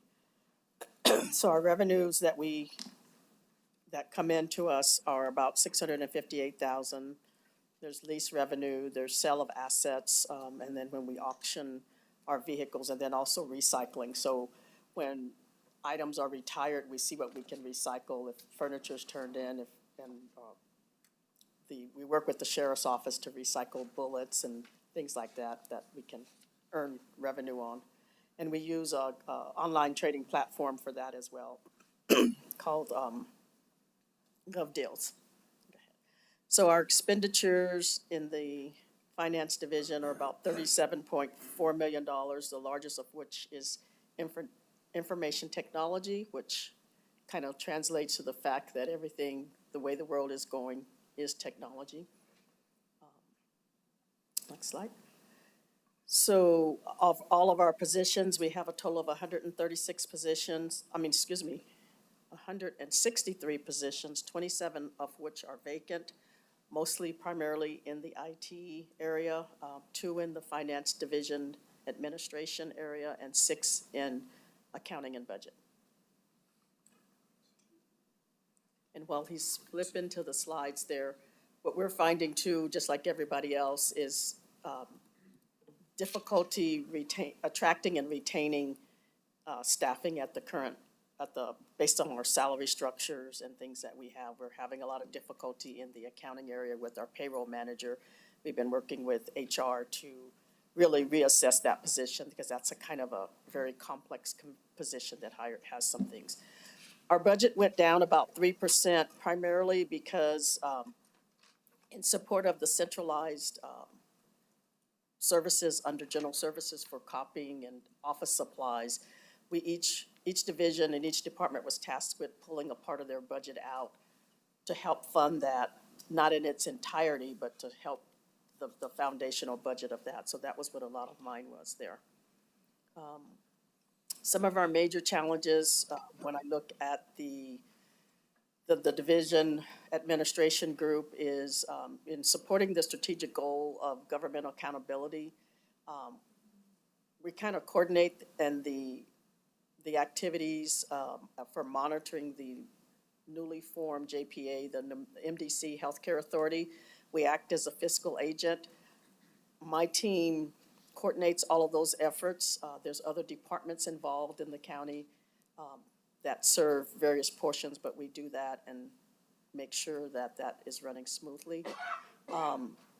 We also administer and coordinate and report on the larger federal grants that we received. And right now there's 3 that are active. One is ARPA, one is the Local Tribal Assistance Fund. We didn't get as much there because that's based on your allocation of federal lands. And then I assist Marcos with his the rental assistance program. A big portion of what we do is monitor our county debt profile. We work with the departments and Kathy Court on issuing GO bonds and setting up the criteria for establishing what will get put on the election for every 2-year cycle. We also work with other departments if we are going to pursue some major capital outlays, such as, I shouldn't say capital outlay because I don't want to confuse with the state capital outlay, but if we have capital purchases that are large and our GO bond program can't absorb them, we might issue a gross receipts tax revenue bond. Some of our challenges here are the ARPA, trying to meet that encumbrance deadline of 2024, because it pains me to have to give money back. And then just that ongoing monitoring. The federal government, they keep changing the rules and adjusting, trying to assist, but then they don't lighten up, say, the procurement rules. They may expand what can qualify, but they don't lighten up the reporting. So you have to balance all of that, but we have a very good team that works through that, coordinating with other departments. Next slide. So when you look at the accounting and budget department, you see there's an increase of 12%. We have a total of 34 positions, 6 vacant. Some of them are in the process of being filled at this time, but we too are struggling in that area. And I already had talked about the revenue. Some of the major challenges and initiatives, HR didn't really speak about it, but we're implementing the Workday Human Capital Management System, and it's 60 days and counting down. And that is going to be combining about 10 systems off of HR. Our primary payroll HR system, Empath, which is antiquated, and Lisa and I have been fighting. The IRS has taken over the company that manages that, so we can't get upgrades. The only thing that we're allowed to receive from them is new tax tables at the end of the year to produce W-2. So this is going to be a big system. It's going to affect the whole county. So we're really excited. We're also doing a countywide implementation of the Questica budget system, which is kind of a front-end processing because we have SAP and it's not agile enough to do all the front-end processing that we need to do to produce our budgets right now, which are primarily done a little bit from the system, but a whole lot from Excel. And then we also, because we have to do a new external audit services contract, and that's a tedious process because everything has to be approved by the state auditor's office. And then the contract will be for a 3-year term. So we've initiated that process as well. Major challenges for the accounting and budget department, and probably more so in the payroll area, is the post-workday go live, all the things that have to occur there and still get employees paid accurately and on time. And again, I've talked about the staffing challenges that everybody else has. We struggle a lot. We lose, we play traders within the county and then outside of the county as well. Information technology, this is a huge one. You've heard about it in every organization that has come up here. The sheriff's talked about it, the clerk, the assessor, it's everywhere. So our budget has gone up about 18% there. We have a total of 118 positions and 19 vacancies. We really struggle attracting folks. So some of the major initiatives that we have, again, are the Workday system, and then just continuing to improve and evolve our cybersecurity posture. Robert participates on a governor-appointed committee to try to bring all the counties and municipalities together to strengthen the state of New Mexico, because some areas don't have all the technology or the resources, both human and financial resources, to bring their systems up to speed. So we play a major part in that, and we were asked to be a participant on that committee. In terms of the major challenges, again, the salaries lag behind the industry, which result in significant turnover and vacancies. The cyber attacks continue to increase in complexity. So we always, a lot of times, are reactive, but we're trying to be proactive at the same time. But you spend a mix in those two environments as you're working through those items.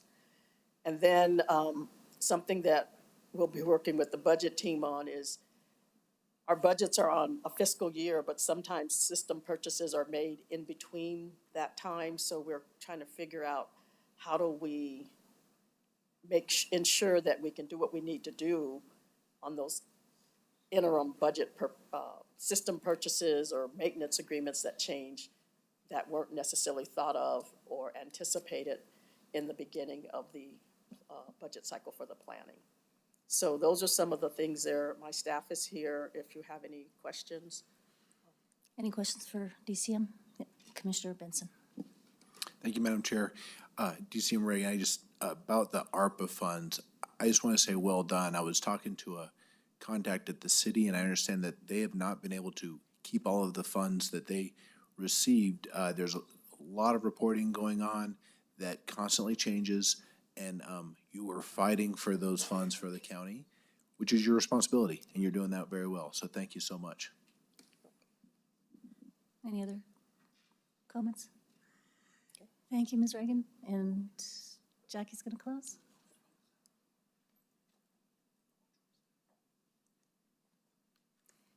Thank you, Madam Chair and Commissioners.